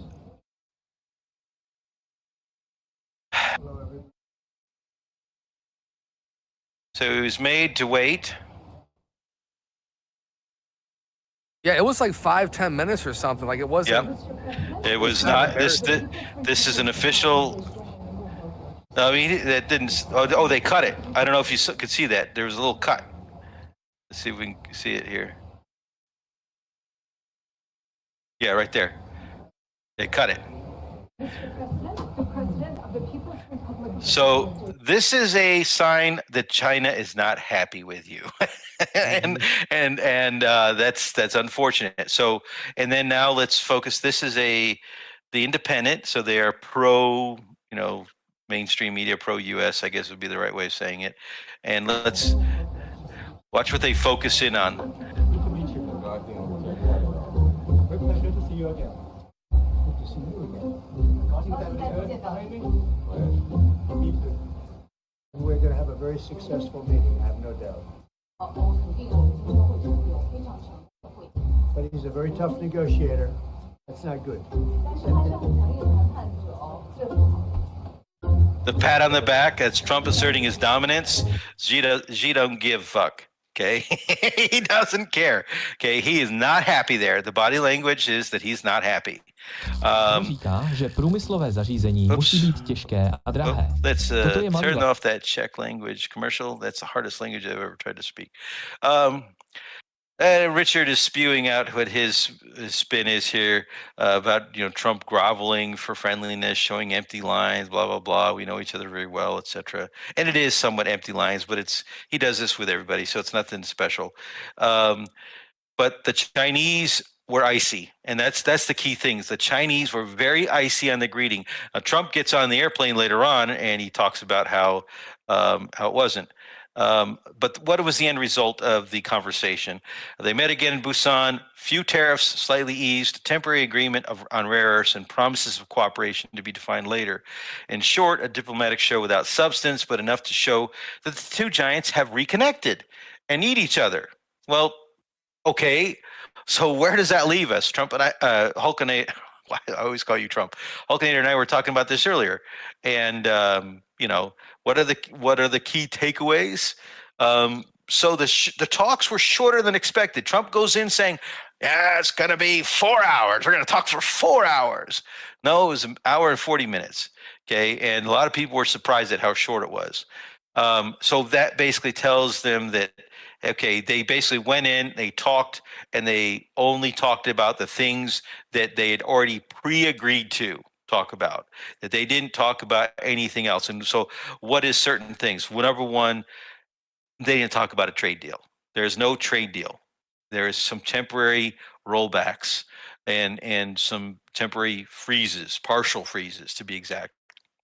So China has agreed to delay export restrictions on 5 rare earth minerals. So it's a partial deal, but restrictions on 7 still remain. Okay. Xi will work hard. I will work hard. I promise you, to stop the flow of fentanyl precursors that come out of China and go around the world, because so many businesses sell this chemical for other purposes, because it's a multi-use chemical. Trump says, I believe they really are taking strong action. I really believe it this time. Okay, yeah, whatever. As a result of Beijing's commitment on fentanyl, Trump gave away the 20% fentanyl-related tariff. So they decreased the tariff on Chinese goods from 57% to 47%. Not really significant. China's tariffs on U.S. goods are about 32%. Okay. The China also said we will buy soybeans. Okay, so they got soybeans, that's big, and a partial reduction on rare earths that are critical to the U.S. that we're desperate for. Okay, well, the Chinese will always buy soybeans, and that's fine.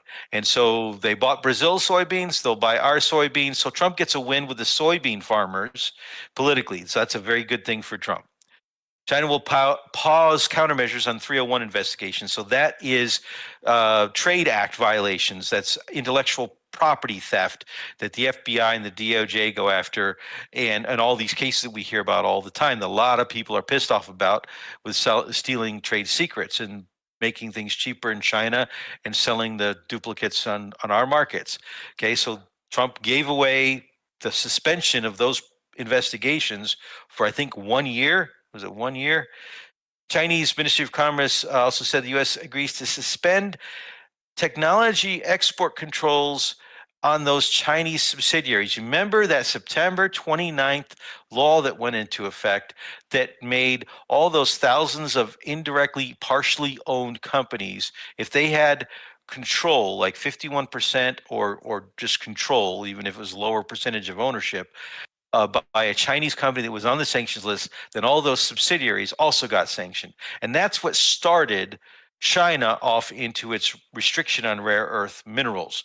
That really hurt China, and they were pissed off because it shut down a lot of U.S. businesses and a lot of Chinese businesses, and that they said, okay, we'll screw you too. All right, that has now been lifted. So that law that just went into effect on September 29th, bye-bye. Okay. Trump also promised that he will go to China in April, and Xi is going to do sometime after that, and that they will work on the war in Ukraine. But you know what did not come up? Taiwan and Russian oil. China, actually, Russian oil did come up. But what did China say on Russian oil? They said no. They said no. So they agreed on all this other stuff. Trump negotiated with his own imagination, declared victory over reality as the official Chinese kind of response based on what their state propaganda is pushing out. So they know that Xi got the winning edge on this negotiation. Trump's on the Air Force One. Look at that turbulence, man. That's a massive turbulence. As they're flying out, and he's like, on the scale of 0 to 10, it was a 12. No, it wasn't a 12. Not for us. Not for us. I disagree. Maybe you guys think it's a 12. It's good. We haven't even rolled it back to the way it was in the beginning, but that's basically it. We had 2-3 weeks of this tariff stuff, this latest escalation, and now we're all back to the way it was before, so to speak, except China still has rare earth restrictions. China still has drone restrictions in parts. China still gets, a bunch of other positive things. They still get their soybeans, but no, they're still going to buy Russian oil. And that's what started the whole thing. Conservatives are demanding, during this thing, this Kristen Welker chick from the press pool asked some nasty message talking about nuclear questions during the meeting, and so now a lot of people are saying that she needs to be removed from the press pool. Okay, we'll see what happens there. So the Treasury, while Treasury was meeting and trying to have their little meeting and discussing the Russian oil, Energy Secretary Chris Wright pitched China swapping, and basically Nope. So whatever you're reading on the propaganda, it's done. And then the Taiwan trade chief, while he came out during the APEC summit and talking all about tariffs and, oh, we're fine with USA and everything like that. Nope, you still got 20% tariffs, Taiwan. So Taiwan and any chips that they do have left in their supply chain is all coming in and being tariffed. And I don't quite understand that. But anyway, so then when he left the meeting, there was nothing. There was no U.S. talk about Taiwan. There was no talk about China, Taiwan. There was nothing. So it was not even discussed. And additionally, we are going to give U.S. firms assistance to help China get AI technology. Okay, so the export ban on AI technology is being reduced, and we're going to give them some ability. Cool little chart here came across that shows that who is responsible for 70% of global output of rare earth minerals, and China's, of course, key. U.S. is not too bad. Myanmar is there, Nigeria, Thailand, etc., and the list goes on and on and down over all these different countries. And another person tried to meet with China this last week or whatever, this back on last Thursday, actually.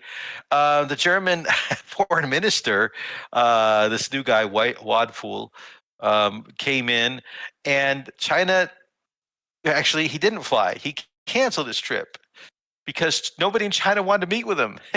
Nobody wanted to meet with him. So massive embarrassment in the EU. Yeah, go ahead. We're going to have to end soon here. We still got to do ending and all that. So if you want to hit some of your highlights. Yeah, let me try to a thank you bound tip for the Rumble rant. Says Ghost was just saying on Monday he doesn't expect Xi to be in charge much longer. Interested to see what that's about. And thank you for the Rumble rant bound tip, and also for the reminder to reach out to Ghost. I kind of been giving him some space because I know he had surgery, so I'll be looking for your comment to see if he sounded like he was more healed up. I know he was hurting pretty bad about a month ago, but thank you. So, spheres of influence, zones of control. This is South Korea. So South Korea, we got some big billions of dollar deals that will, come in over several years, etc. And they get to build the nuclear submarine. Yeah, they get to build a submarine. I think I had that in there as well, but I'm trying to go fast. The Europeans introduced their own PIS plan, which is the same PIS plan that they always introduce, and it's crap. All right, so now here we go. The Flamingo missile flip-flop. Zelensky admitted this week that their Flamingo missile, this whole thing, all these NAFOs are out there, has some technical issues. And so it will take more money. We need more money to, work out the rough edges and technical. So maybe next year or by 2027, the Flamingo missile will have most of its kinks worked out. Basically, they've had their production facility blown to smithereens. They don't have adequate supply chain to build these things. And the ones that they did try to build and fly, 5 of them, 4 of them blew up, and the 5th one, I think, got shot out of the sky. So, yeah, not too good for the Flamingo. The other thing, I want to show this. I want people to hear the screaming of this woman as her husband is being dragged off to what is going to be certain death in the front lines. Oh, to be a Ukraine soldier? Yep, this is conscription. It was a friggin' horror house at a Halloween. Yeah, I did find another video where they tipped one of those vans over and the people started beating up. Here we go. I've got it. Hold on. So what has happened? That's somewhere else, and that's in Kiev. This is Odessa. So in Odessa, they're not putting up with the conscription anymore. And there groups of people gathered around and started fighting. Look at this woman chunking the tire. And they ran away, and they flipped over the van. They started beating on it, flipped over their van. Yeah. They're fighting. So Ukrainians are finally getting fed up with the Zelensky administration. And Odessa is a very Russian-speaking city. And then Ukraine did another assassination of a colonel. We got people in Western media saying Kiev will not last till spring. They need lots of money. This basic whole article is about Ukraine needs more money. This is a cool video. I want to show this here. What is this going through here, dude? Watch this guy. Watch this guy. Watch this guy right here. Boom. What was that? I looked at that like 10 times, dude, because you sent it. хочу снять, как она двигается. Так, ну ты потом тоже видео скинь. Что? That's the question. Что это было? What was that? An animal? Как она двигается. No, it's a. Так, ну ты потом тоже видео скинь. A missile or the frick? It's some sort of debris or something like that from some sort of hit. Unless they shot a tank through or a tank round through. But oh no, maps.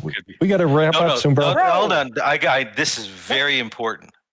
Okay, this is why the Trump administration and the Europeans are freaking out right now, because this map right here, the distance between here and here is 1.1 kilometer. This is Pokrovsk. Pokrovsk is done. Kupiansk is done.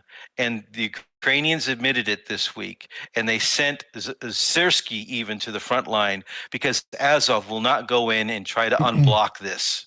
Okay. And so the West is getting very desperate. And all the money they've invested is going to be ended very soon. And Russia no longer needs this Trump peace plan with this oblast of Donetsk being given to it, because Russia will have Donetsk, all of it, and then they will be moving into Dnipropetrovsk and rolling up the flank for the rest of Zaporozhye and rolling into Kherson. And Ukraine will lose a lot more territory a lot quicker. That's why this idiocy of what just happened over the 2 weeks is going to end in failure. And so the Ukrainians know Pokrovsk is bad. They're starting to say, oh, it was not necessary anyway, and blah, blah, blah. But it's done, and it's going to be maybe even done in the next 3 or 4 days. And Putin's even saying, come to Pokrovsk, Western journalists, and see the 5,000 Ukrainian troops that are surrounded there. Come to Kupiansk, we will show you, and we will offer them surrender. And so, yeah, they're 8-1 outnumbering. And Sersky said to Zelensky today, I cannot unblock. I will not send troops to unblock Pokrovsk because we do not have enough troops. Their energy infrastructure has been shot out. Their economy's in tatters. I'm not going to play the funny. And they need $389 billion over the next 3 years just to sustain the country. European Union doesn't have it. United States, maybe we have it, but there's a question. And the last thing I'm going to end on, because we're not going to have time to get into Brazil and Venezuela, but Brazil, the fighting that's going on there with the drones and the drug story, maybe we can cover that more next week, because I don't think it's going to end. But Venezuela has also got rockets and missiles and Russians coming in. This little deal got some Russian surface-to-air missiles. All right, we got to call it there. We're hitting our time. We're going to call it, Rdoc. I'm going to return that. Return it back to sender over there. Let me turn that back. I want to thank you, everybody, for coming by, hanging out with the Table of Titans here on Trick or Treason. That's what we should have named it in the very beginning there, Tron. I was thinking about that there shortly thereafter. But again, we thank everybody for coming by. Make sure you smash the thumbs up button and leave comments on the bottom of the video. I'm going to kick it to Tron quickly. What's for dinner, Tron? Thank you so much, guys, for an awesome, again, 8-year anniversary, kicking it off. Q drop numbers 0, 1, 2, and 3. And again, Patriots, not another 4-year election. Here we are in 2025, rocking and rolling. And this is all, again, by the armor of God. This is each and every one of you out there praying for our country, praying for our president, and praying for their future. And we're doing it. We're making it happen. We're, participating in the precipice. This is all we can ask for. And at the end of the day, we're going to win. This is it. And Boss is doing the best that he can. And we always joke about 2028. I can't believe it, trolling. That might be a possibility. But, I want Boss to relax with Melania on some sort of a beach, with the family and whatnot. But again, this is the torch being passed. It was Reagan. It was JFK. There was a few others in between. And America 250 for July is coming up. And What a better time, guys. Imagine we're celebrating 250, 1776. It's not going to come back in full force. Digital soldiers worldwide. And this is the win. Thank you, Hulk. Thank you, Space Shot. Thank you, Doc, again for a great show. Thank you so much, Dragonfly, Jamie from West Virginia, Tin Stacks, and others for your support. And I'll see you guys Saturday night. Tomorrow night is family night. We're going to sacrifice some goats. Yeah, we're going to sacrifice some goats and do pentagram. It's All Hallows Eve, man. Dia de los Muertos. No, we're going to spend time with the neighbors and just hang out and have some social event. I don't get out of the house much. The Palladian ginger wife won't let me. But yeah, man, maybe a little Hellraiser, maybe a little Exorcist, little Linda Blair. Who knows how it's going to go down? Thank you guys again. Thank you for 8+ years of Q. And we're going to keep on rocking and keep on rolling. Have faith, be encouraged, dig, beam, and pray. Where we go one, we go all. I'll see you guys Saturday night for the wheel. Thank you guys again for a great show. Thank you, Tron. I appreciate that. Mr. Rdoc, quickly. I'm going to say that same thing. I echo what he said. We got to pray for our president. We got to pray for our elected leaders. We're going to be moving into midterms here really, really, really fast. We got to make sure that our president, our leaders are getting good advice from people that are really, really in support of what we would call our movement, our we the people, returning power back to the people, and not a true, substantial, real global peace. That is so critical to us right now, because this path to escalation that we're on around the world, as everybody's trying to reassert its dominance, and the economic war that we are in right now, it is not good for the world. And I don't want to see any more people die, whether it be Ukraine or someplace in Africa or in the U.S. And the powers that are arrayed against the president and us are immense. And so keep that. Absolutely 100% agree with what Tron just said in terms of praying. Absolutely. Oh, and by the way, Mullein did win. Yes, there you go. He did win. Mr. Rdoc. No, Mr. Space Shot. Sorry, Mr. Space Shot. I'm getting a little tired. Our movement. I don't know. I know the speech. Yes, great show, guys. Lots of info in just under 3 hours. Appreciate you guys hanging out with us on these Thursdays. Thank you to the mods as usual. You guys rock, helping us out, and always a big hat tip to Country and the folks over there at Liberty Base News. Ooh, thank you to Big Hair Tsunami with a T, Tsunami. Liz G and Susie Q are the top 3 contributors over there. I think I kind of boned you guys like a week ago, so I'm going to put that 100 in there instead of 50. I usually put 50 into the bucket and then give it back to the folks. And so I boned them accidentally. Oh, you threw them a bone. No. It's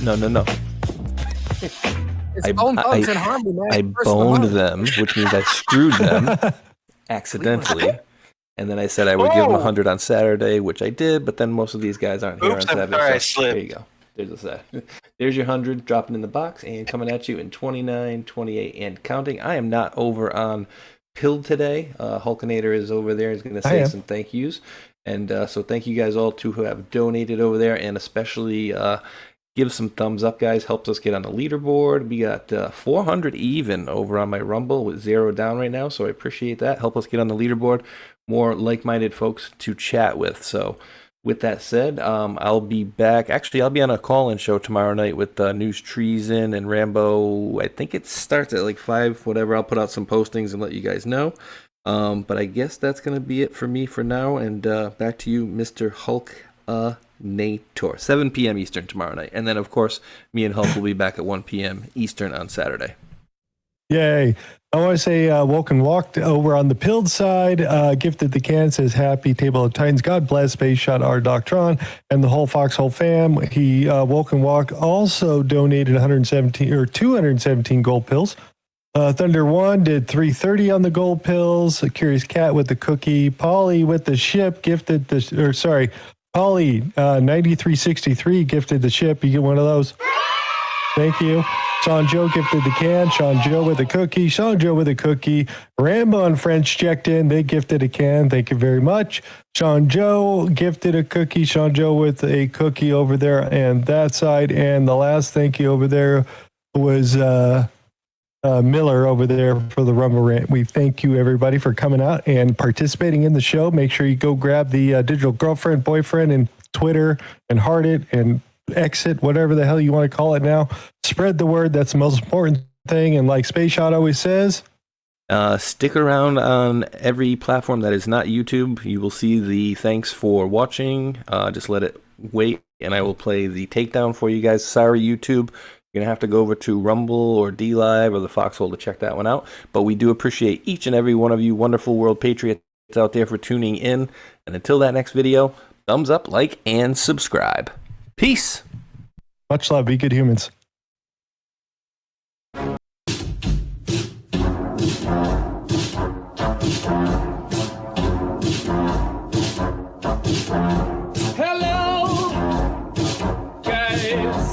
Special is happening in here. That's right, it's brackets and jackets, bringing it back for brackets and jackets. Special Epstein Island edition. That's right, folks. Epstein, Jeffrey Epstein, the man with the island, which is suspiciously close to Haiti. That's right. You see, this man, Jeffrey Epstein, is funding lots of people. He's funding lots of people on the street to make sure his shit doesn't get out. That's right. They want the record sealed. And they're paying a lot of people. Epstein's paying a lot of people. Oh, boy. For one, he's got a whole Mossad media matrix in America. And I would bet you anything that Alex Jones is one of them. Prove me wrong. That's right, Cappy's in the portal. Cappy's in the portal. Cappy's in the building with songs about Epstein. It's Breakfast Jacket's Epstein edition. Guys, I had some epiphanies today. I had some real big epiphanies about some guys. A big network of guys and spies and lies and liars. All right, think about this for a minute, okay? The guy in Portland, the scientist that just got busted for producing CP, that guy is 1 degree of separation away from Epstein. Epstein, the investor that lives in West Palm Beach, Florida. I know a guy who lives in West Palm Beach, Florida as well. Investor as well. Also involved as well. And all is not well with these guys. The Florida boys, the Glow boys, the Scott Israels of the world. You see, Epstein is Hillary Clinton. And Epstein is Haiti. And Epstein is a big network of media assets. By the way, did you know that Steve Bannon was going to that guy for money? Also, Epstein is Epstein Oprah. Epstein is Chris Tucker. You remember him. Epstein is also Kevin Spacey. Epstein is also Prince Andrew. Epstein is also... Who else is Epstein? Who else is Epstein? Tell me. You guys know? Who else is Epstein? Is Epstein Big Pharma? Is Epstein Brian Singer? Is Epstein Naomi Campbell? Yep, all of the above. All of the above. Who is Epstein? Epstein is the keystone of a whole motherfucking matrix. And once you pull it out, it all falls down. Dersh was there too. That's right, we're dropping red pills every day. Dropping red pills in the best kind of way. This is brackets and jackets for the denizens of islands.